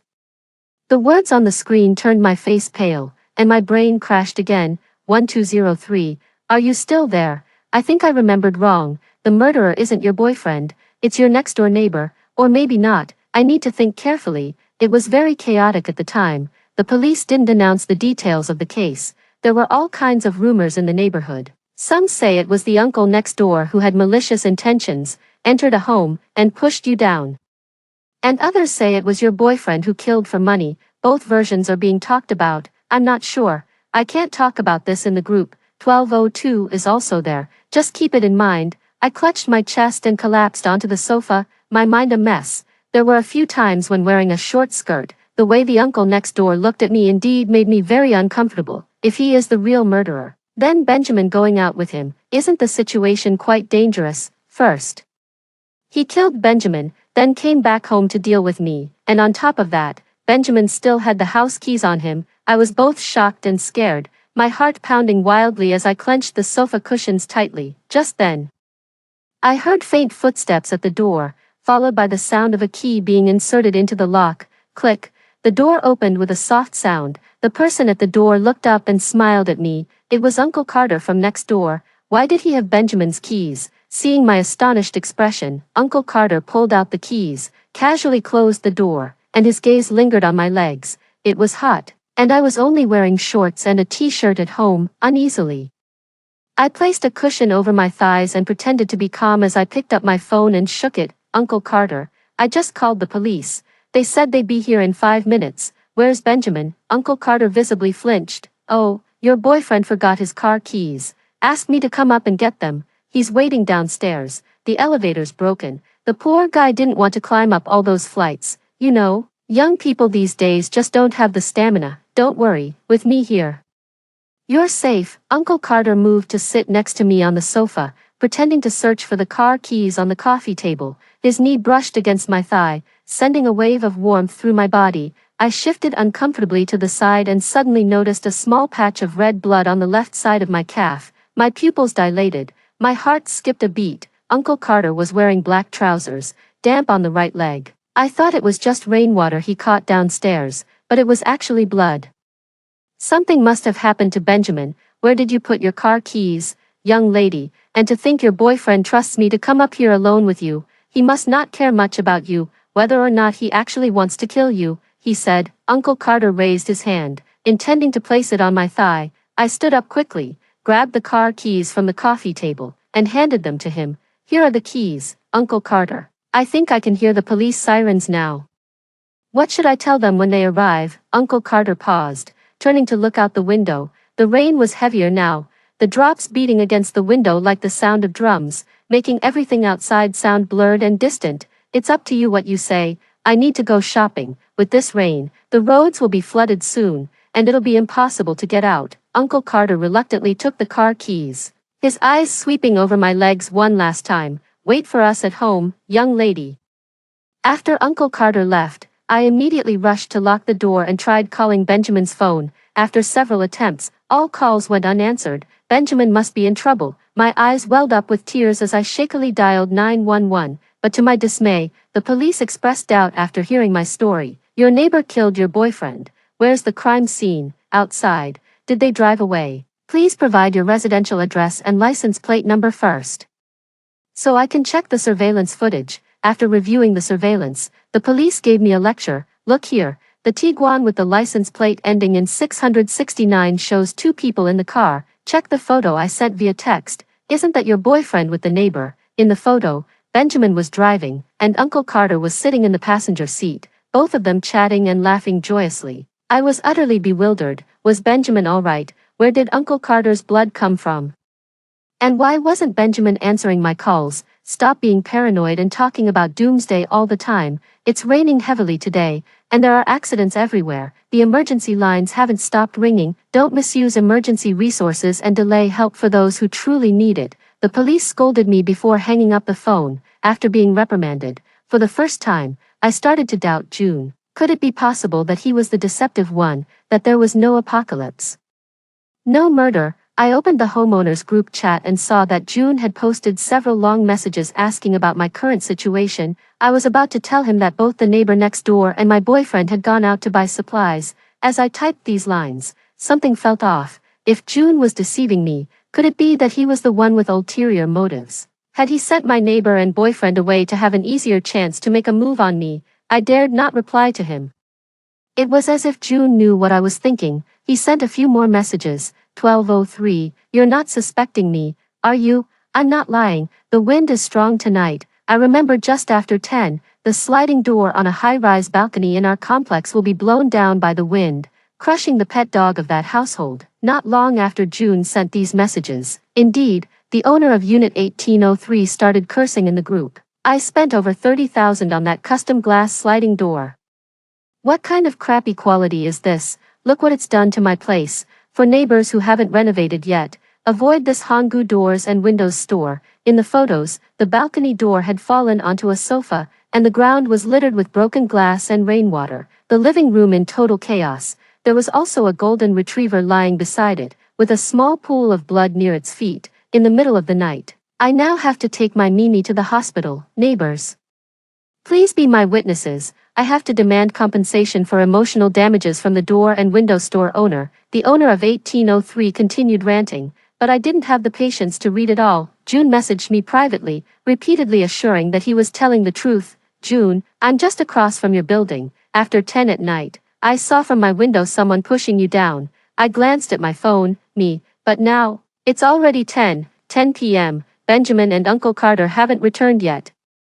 June, impossible. If they're not there, there must be someone else in your house. Seeing this message, I felt a chill down my spine and goosebumps all over. Just then, I heard a loud thud from the master bedroom, as if something heavy had fallen to the floor. I screamed, flung open the door, and fled the apartment, tumbling and scrambling. Outside, the wind was fierce. the elevator had stopped working, and the hallway lights were out, leaving everything pitch black. I ran barefoot towards the stairs, desperately racing downward. The stairwell was quiet, the only sounds were my bare feet tapping on the concrete steps and my heavy breathing as I ran. When I reached the second floor, no one seemed to be following me. I hesitated, stopping in my tracks as my phone screen lit up again. June, I remember now. The incident should have happened around 10:45 p.m. It's normal for no one to be home at that time. June, you must have been scared and run out, right? Since you're out, don't rush back in, wait downstairs for a bit, you might discover something unexpected. June's words were baffling. What did he mean? If there was no one else in my apartment, then where did the noise in the master bedroom come from? He wanted me to wait downstairs, but what exactly did he expect me to see? Feeling scared, confused, and overwhelmed, my mind was a mess, and my heart was racing. I took a few deep breaths and sat down at the stairwell corner, hugging my knees. As I sat down, I noticed a piece of torn fabric hanging on the railing at the corner. The stairways were lined with iron railings, worn from years of neglect. One piece jutting out dangerously, easy to cause injury if not careful. I removed the black shard. And it suddenly dawned on me, it belonged to Uncle Carter. So, did he hurt his leg climbing the stairs? Was it not Benjamin who was in trouble? While I was lost in thought, I heard the fire door on the ground floor open, and two people came in. Carter, could you first help them deliver the goods upstairs? I need to step out for a bit and will be back later. It was Benjamin's voice, carrying the scent of smoke. Uncle Carter choked on it and laughed. Kid, trusting me with such a delicate girlfriend of yours in the dead of night to deliver things alone. We're all neighbors here. What's there to worry about? You're not alone at home. Your wife's there too, isn't she? She took the kid back to her mother's home. It's just me now. That's fine. I trust you, Carter. Elara likes you too, always saying how tall and well-built you are, making her feel safe, not like me, a sickly guy. We're less harmonious than an old couple. Elara often says she envies the wife. Anyway, let's drop it. I need to go out for a bit. We'll be back in an hour. Benjamin patted Uncle Carter on the shoulder and left through the fire door. Uncle Carter stood there, stunned. This doesn't seem like a murderer. Unharmonious. Damn, little vixen. No wonder she's always prancing around in skirts in front of me. Such a tease. I felt a sharp pain in my chest. A chilling cold creeping up from the floor through my feet, making me shiver. What did Benjamin mean by that? I had never said those things to him. Why would he say that? Was he trying to manipulate Uncle Carter? If what June said was true, and he wasn't home between 10:45, then Uncle Carter was the only one who could have killed me. But Benjamin wasn't innocent either. He gave the house keys to Uncle Carter and deliberately went out at that time to give Uncle Carter the opportunity. Was I being paranoid, or did he also want to see me dead? As I was pondering, my phone vibrated, and June sent another message. What did you see? Uncle Carter sharply looked up. Who's there? Startled, I gripped my phone tightly, not daring to move, as Uncle Carter stepped onto the first stair. Just then, two young men cursing pushed open the fire door. Damn, is the elevator broken? How are we supposed to deliver all this stuff up so many floors? Take the stairs, with a truckload of stuff. We'd need to make a dozen trips. Are you kidding? We'll wait here. You go call the maintenance. Uncle Carter looked up again, but the young men dragged him out. June continued to message me. Someone came back, right? See who the murderer is. Listen to me. Go home now. Secure all your stuff. You're safe for now, until the delivery guys leave. Then he'll make his move. Stop thinking about calling the police. Just, everything is in chaos outside. The police are too overwhelmed to care about you. You have to strike first, in these end times. Killing does not carry legal consequences. I stared at the words, killing people, and felt weak, with a tingling sensation on my scalp. Me, who are you? What do you really want? June, I have only one goal, June, to keep you alive. No matter how much I questioned June, he didn't respond again. I was unsure about the truthfulness of his words and puzzled by the noises in my bedroom. I didn't dare go back upstairs and could only wait at the ground floor elevator. Soon, Uncle Carter arrived with the property management. Our complex is run down, and there are only a few people in the property management, with an old man on duty at night. He was skinny and short, squinting and yawning. There's nobody in the elevator. It's broken anyway. It's the middle of the night, and it's pouring rain. Where am I supposed to find someone to fix it? Should we leave these goods here and deliver them tomorrow? Uncle Carter became anxious. That won't do. What if they get soaked and ruined? We need to move them upstairs tonight. Elara, what are you doing here too? Uncle Carter gave a naive smile, his gaze lingering on my bare legs. I nodded and moved behind the property manager. Benjamin called me to come down and help move things. You don't need to lift a finger with us strong men around. More hands make lighter work, I replied nonchalantly, not wanting to engage with Uncle Carter. The delivery guys were arguing with the property manager, who impatiently walked over and kicked the elevator. This damn elevator, always breaking down. There, it's fixed. Everyone was speechless, but the elevator started working again. Pleased with himself, the old property manager left, and the supermarket delivery staff started loading the boxes of supplies into the elevator. Once upstairs, I intentionally had them place the items in the master bedroom. The window wasn't properly closed, and the inner screen had been blown off by the wind and crashed to the floor, likely causing the earlier noise. I took the opportunity to check the entire house to make sure there were no signs of anyone else, and finally relaxed. June was right, there was no one else in the house, which meant Uncle Carter was very likely the culprit. After the supplies were moved, the supermarket staff left. I glanced at the time, it was 10:42 p.m. Uncle Carter was still lingering in the living room, complaining of thirst and refusing to leave. Uncle Carter, Benjamin will be back soon. He won't be back that quickly. I have time for a cup of tea, right? Uncle Carter looked at me with a smile, his gaze moving from my legs up to my chest and then to my face. I pretended to be calm. That's true. I'll pour you a cup of tea. I went to the kitchen, my hands trembling as I tightly gripped a fruit knife. Uncle Carter, this apple is so hard. I can't cut it. Can you help me? I stood in front of the sink, lowering my voice as I called Uncle Carter. Sure enough, he quickly came over, excitedly pressing his body against my back, one arm wrapped around my waist. How hard can an apple be? Why don't you try mine? I suddenly turned around, gripping a dagger, and thrust it toward Uncle Carter's throat. Uncle Carter reacted more swiftly than I had expected, quickly stepping back, but it was too late. The dagger still slashed his throat. Blood spurted out as Uncle Carter's eyes widened, and he lunged at me ferociously. Damn you, you little bitch. I grabbed a cleaver and swung it fiercely at him, striking his arm, then turned and ran, clutching the kitchen door tightly. Uncle Carter followed, trying to pull the door open. His strength was significant.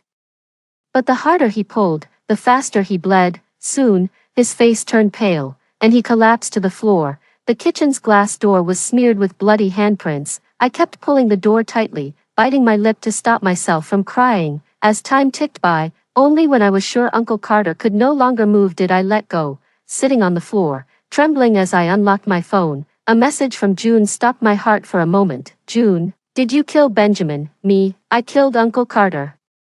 Didn't you say that the murderer would be home by 10:40? Benjamin wasn't even there. And why do you know Benjamin's name? Who are you exactly? June, did Uncle Carter come back first this time? June, trust me, Benjamin is the real murderer. June, there's no time left. You need to clean up the scene quickly. Benjamin will be home soon. I felt on the verge of breaking down. What does she mean by, did Uncle Carter come back first this time? Was there a previous time? What is June even talking about? But I no longer had time to gather my thoughts. Benjamin sent me a message. Elara, I went all the way to the south of the city to buy your favorite strawberry cake. Haven't you gone to bed yet? I'm downstairs. I picked up the dagger and headed to the bathroom, changing out of my blood-stained clothes and turned the shower on full blast. The cold water poured down on me, sending chills through my body, snapping me back to reality. If June was lying and there was no apocalypse, by killing Uncle Carter, I had doomed myself. How could I explain this to the police? Claim self-defense, but I had no wounds on me. Would the police believe that? And Benjamin, why did he suddenly leave? And why did he say those things? Was he hinting that Uncle Carter would attack me? My life was ruined. Why would Benjamin do this? At this point, it seemed I had no choice. In such moments, I somehow found myself calming down quickly.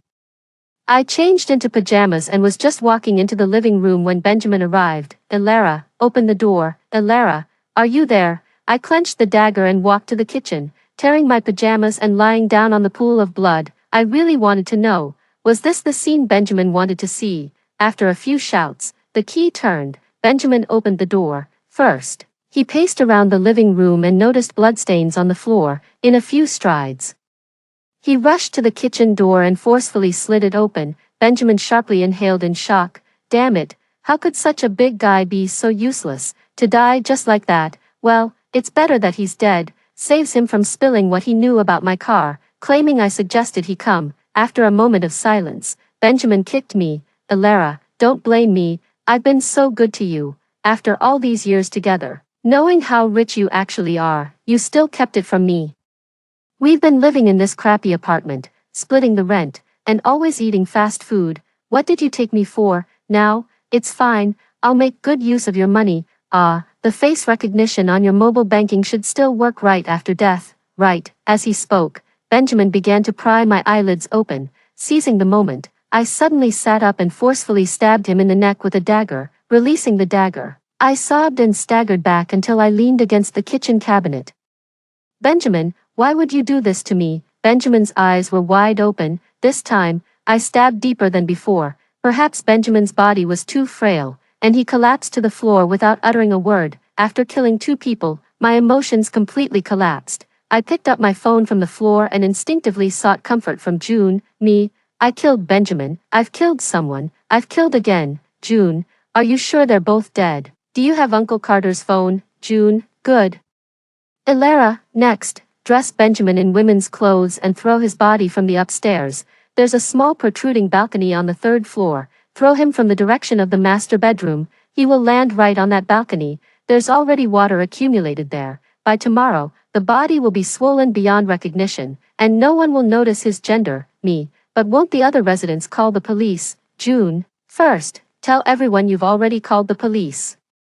Speak in the group chat using Uncle Carter's phone. At a time like this, no one else will intervene. Before tomorrow morning, you need to dispose of the body. June, just drag him to 303. It's an unfinished apartment. Lock the door, and no one will care. I didn't understand the need for June's elaborate plans. Uncle Carter's wife and children had gone back to her mother's house. I could have hidden both bodies at Uncle Carter's place. No one would have found them. The end of days was upon us.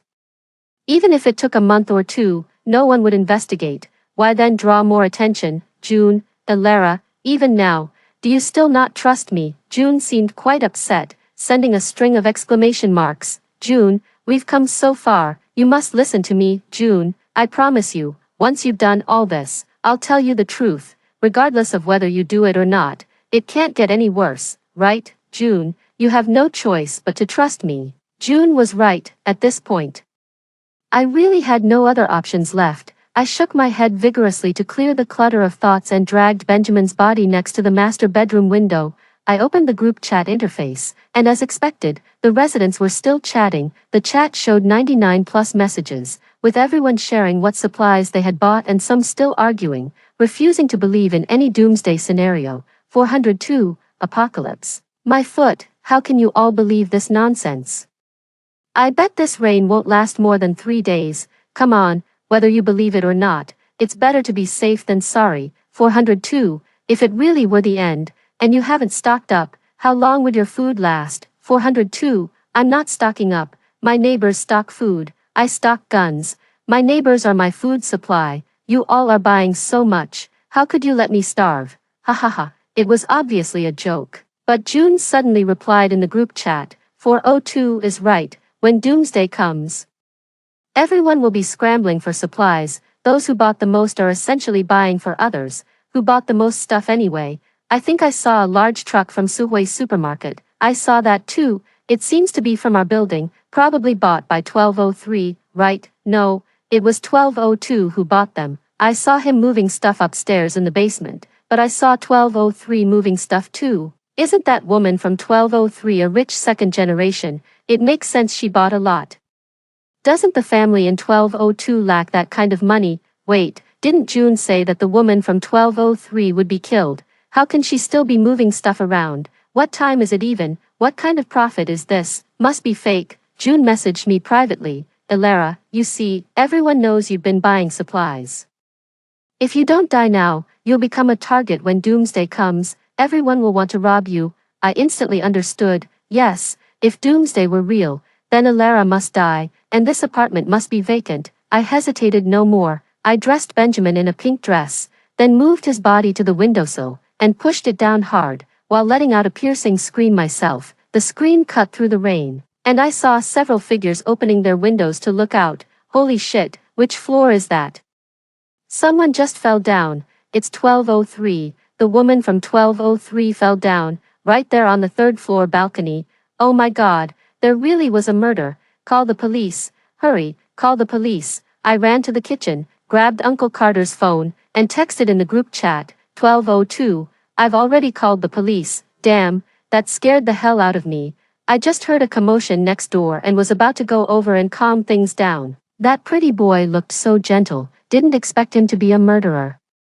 Don't worry, I'm right here watching the door until the police arrive. He won't get away. Some other concerned neighbors said they would help keep watch at the door. I panicked, not knowing how to respond. If they came over and didn't see Uncle Carter, wouldn't that give it all away? But June was calm. Yes, everyone should go, in case the murderer tries to attack. Having more people could help block him, otherwise, I guess 1202 alone would have a tough time. With that said, those who came to see the commotion immediately lost interest. What a joke, to squat at a murderer's doorstep. That's just asking for trouble. Better to wait for the police in peace. Some tried to contact the property management, but the old man was playing dead, not replying to messages or answering calls. You have to admit, June knows human nature well. Most people are self-preserving. I waited until 1 a.m., and not a soul appeared at the door, figuring it was about time.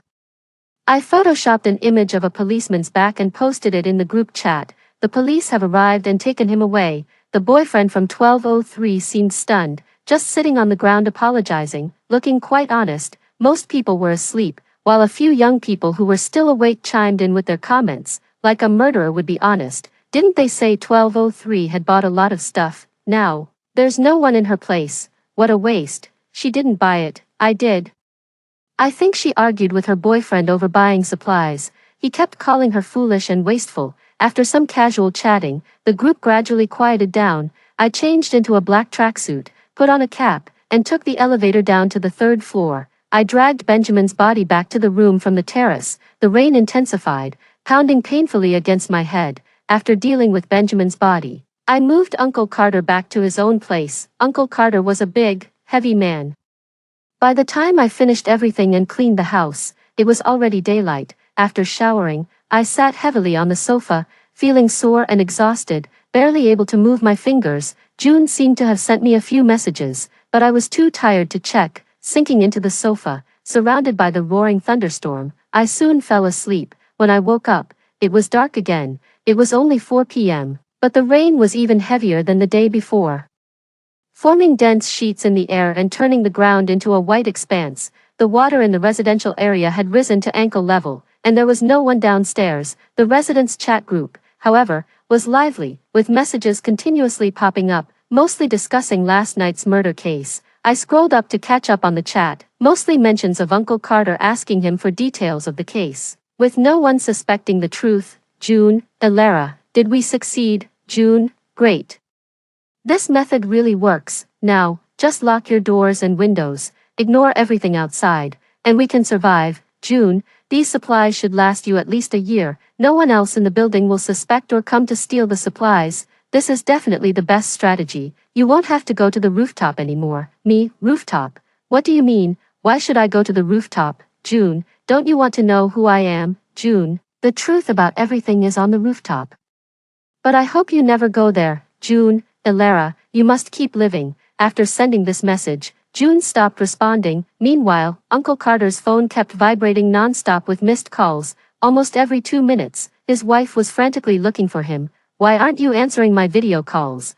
Are you with that woman again? I knew it. You drove us away on purpose just to mess around with her. Carter, if you don't come to my house and apologize on your knees within 3 days, you won't see your son again. I hesitated for a moment, then sent one word, go away. Then, I promptly blocked his wife. With the rain continuing like this for another week, the area was a complete flood, and his wife couldn't possibly return. On the 4th day, as the neighbors initially chatted excitedly every day, some began to ask for supplies. Does anyone have extra food? I'll buy it. Rice, instant noodles. Anything will do. With this terrible weather, my car in the basement won't start. Someone replied, starting your car is pointless. The roads are flooded, and there have been numerous accidents every day. It's a complete mess out there. Don't go outside, just go to the supermarket downstairs and look for Charles. Hualien's supermarket responded. It's your own fault for not stocking up. Doesn't room 1202 have a lot? You've hoarded so much stuff. How can one person eat it all? Sell some to him. After some thought, I cautiously replied, I have a big appetite. I barely have enough for myself. If you want something, go buy it yourself. Some called me stingy, others criticized me. Pfft, with all that stock, it will just rot in your hands once the weather clears up. Then someone else had a suggestion. Doesn't room 1203 have stuff? She died so suddenly. She must have left plenty behind. At times like this, don't worry about stealing, just break into her place. She's dead anyway. It's not like she needs it. This sent a chill down my spine. And I immediately sat upright. Room 1202, sorry, you're too late. The day the police took her boyfriend, I already cleared out her place. Better luck next time. The chat erupted in outrage, everyone accusing me of lacking decency, looting from the dead. Shameless. Room 1202, yes, I have no decency. Go ahead. Call the cops if you dare. You think they bother over something so trivial? The neighbors continued berating me, though a few good-natured ones tried to mediate. Let it go. There's no point in arguing. Hey, you, come over to my place. I'll sell you a box of instant noodles. I'm in Unit 701, days of torrential rain, and many didn't take it seriously. Those who didn't stock up initially were now braving the rain to buy supplies, while others who had hoarded food were content lying at home scrolling through their phones. The news was filled with reports of disasters, landslides, car accidents, typhoons, building collapses. Inside, however, lying on the sofa sipping tea and watching TV, there was a strange sense of calm and satisfaction. But this calm didn't last long. A week later, our complex had no water supply, and 9 days later, the power went out. The water outage was bearable, with the heavy rain. One could just collect rainwater to boil for baths and drinking, but the power outage was a real problem. No TV, no phone, no cooking, no boiling water, doing nothing, trapped inside, could drive anyone insane. The rain grew stronger each day, the basement was completely flooded, and the pathways and flower beds in the complex were submerged. Looking down from the window, all you could see was a vast expanse of murky water, dotted with greenery and colorful floating garbage. Our building had a 5-meter elevated first floor, and though the water hadn't completely reached it, some people couldn't stay any longer. I saw a neighbor from the opposite building on the second floor jump into the water, then swim towards the exit of the complex. Other neighbors shouted from their balconies, "Where are you going?" "I don't know," the man shouted back, then murmured something under his breath. But with the rain so heavy, no one could hear what he said. Everyone stood silently by the window, watching him swim away from the complex until his figure disappeared into a small black dot in the vast expanse of water. I hid behind the curtains, sighed, and continued to lie on the sofa to read. With no lights on, the living room was dim, but I dared not go to the balcony. In everyone's eyes, I was as good as dead. I couldn't openly collect water with a basin at the window. Instead, I left the bathroom window open. Placing the basin on the floor against the wall, the rain splashed on the windowsill before falling into it. This method was dirtier than directly catching the water, but it was safer. My daily life consisted of reading, exercising, and talking to myself. Occasionally, a neighbor would burst onto the hallway, banging forcefully on the door of apartment 1202. "Open up, give me some food, open the door." I stood behind my door at 1203, excitedly observing everything through the peephole. The security door was very sturdy. It was almost impossible to break in by force, and most people left in vain, until one day, a man with dyed yellow hair, carrying a toolbox, managed to pry open the door of 1202 after more than an hour. The body of Uncle Carter had been decomposing terribly. The yellow-haired man took one look inside and hurried out, covering his nose. Damn, did he kill himself? Ate up everything. He rummaged through 1202 and found some uneaten grains and oils in the kitchen. Isn't there still stuff left? How fragile. Forget it, living like this is meaningless. Even I don't want to live anymore. With a sigh, the yellow-haired man moved all the food from Uncle Carter's apartment out into the hallway, then suddenly turned and stared at my door. 1203 died so suddenly. There must still be some food left in there, right? He took a few steps, set down his toolbox by my door, then suddenly slapped his head. Shit! Why do I remember someone in the group saying it was all scavenged by 12:02? Damn, how can one eat so much? Like a pig. He gave up. He tidied up the things and went straight downstairs. The door of 12:02 remained open, and occasionally someone would take a look and leave disappointed. Gradually, no one else came, and the only amusement in my life disappeared. The water had risen to the third floor and stopped rising. The surface was littered with floating bodies. It felt like the number of living people in the building was dwindling. The sky was perpetually gray. The relentless rain kept everything damp and sticky at home. I felt like I was rotting, sunk into the damp sofa. My mind was filled with June's last words. He said the truth was on the top floor, but he hoped I would never go up there. But he didn't know that in extreme boredom, the temptation of a door on the top floor that shouldn't be opened outweighs everything, every conscious moment. I thought about the top floor. Who exactly was June? What was the truth about the top floor? Why did he know so much about me? Why did I foresee everything? I should have gone up to take a look. Almost everyone in this building must be dead by now. No one can threaten me. It's safe for me to go out now. After hesitating at home for 3 days, I finally decided to leave. There's an iron door on the top floor leading to a terrace. The door wasn't locked.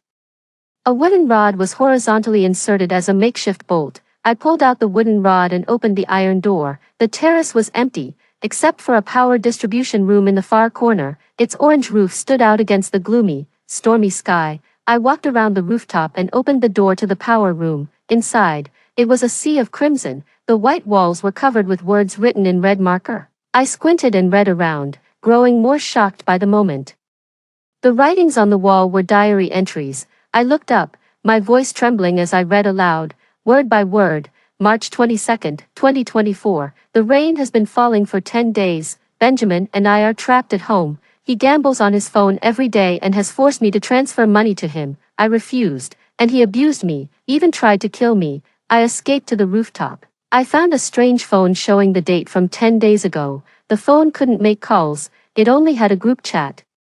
I tried asking for help in the homeowners group chat to call the police, but they all said that no one was on the rooftop. I can't leave, I will die here, and it's Benjamin's fault. I paused for a few seconds before continuing. March 22, 2024, second entry, 10 days ago.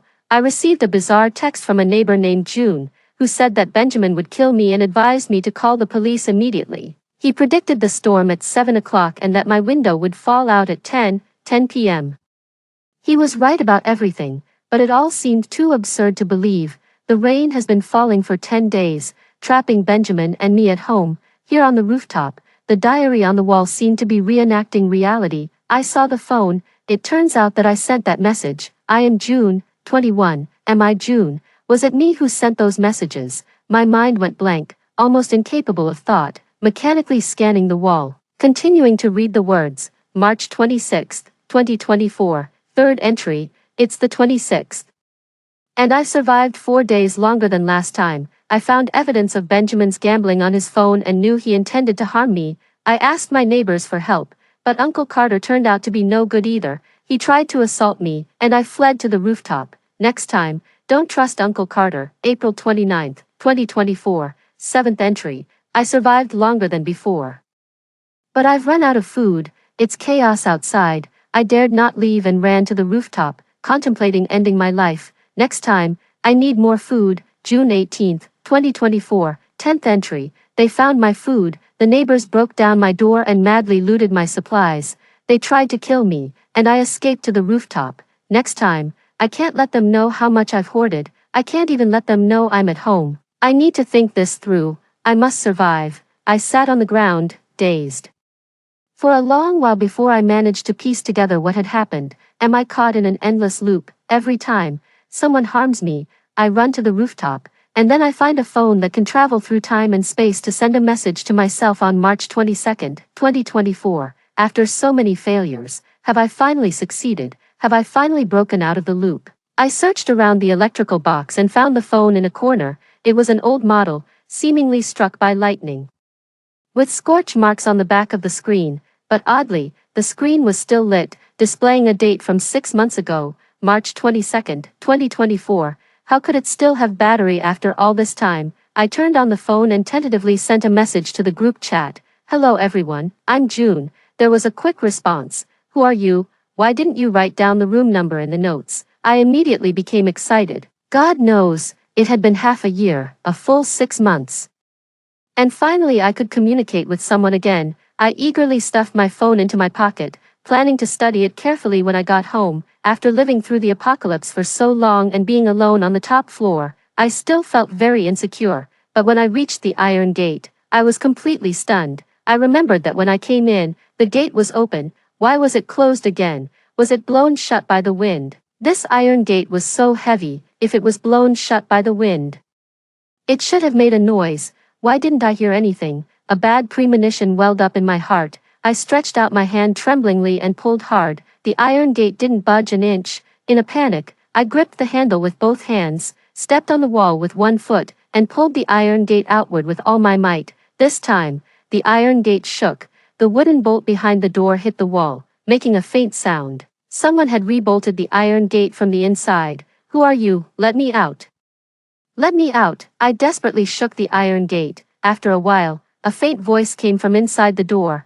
I saw that you were at home. I was taken aback, and a huge sense of fear filled my heart. In the past few days, I had been a bit less careful and occasionally walked out to the balcony at night to breathe in some fresh air. But who was this person? Weren't all the neighbors in the building dead? He had followed me, and after I went upstairs, he locked me on the top floor and stole my hard-earned fruits of victory. I had gone through so many reincarnations with great difficulty, but it was him who survived in the end. I pounded on the iron gate like a madman, but there was no more sound from inside. The rain poured down in torrents. I fell back to the ground in pain, letting the raindrops smash against my body. Wait a minute, I still had my phone. That's right. I could do it all over again, this time. I had to remind myself that I must not expose myself and must not go to the top floor. I would definitely break this cycle. I returned to the power distribution room in a daze, took out my phone tremblingly, and sent several messages. Neighbors, I'm from the year 2026. This heavy rain hasn't stopped. The end of the world has arrived. Hurry up and stockpile supplies to save yourselves.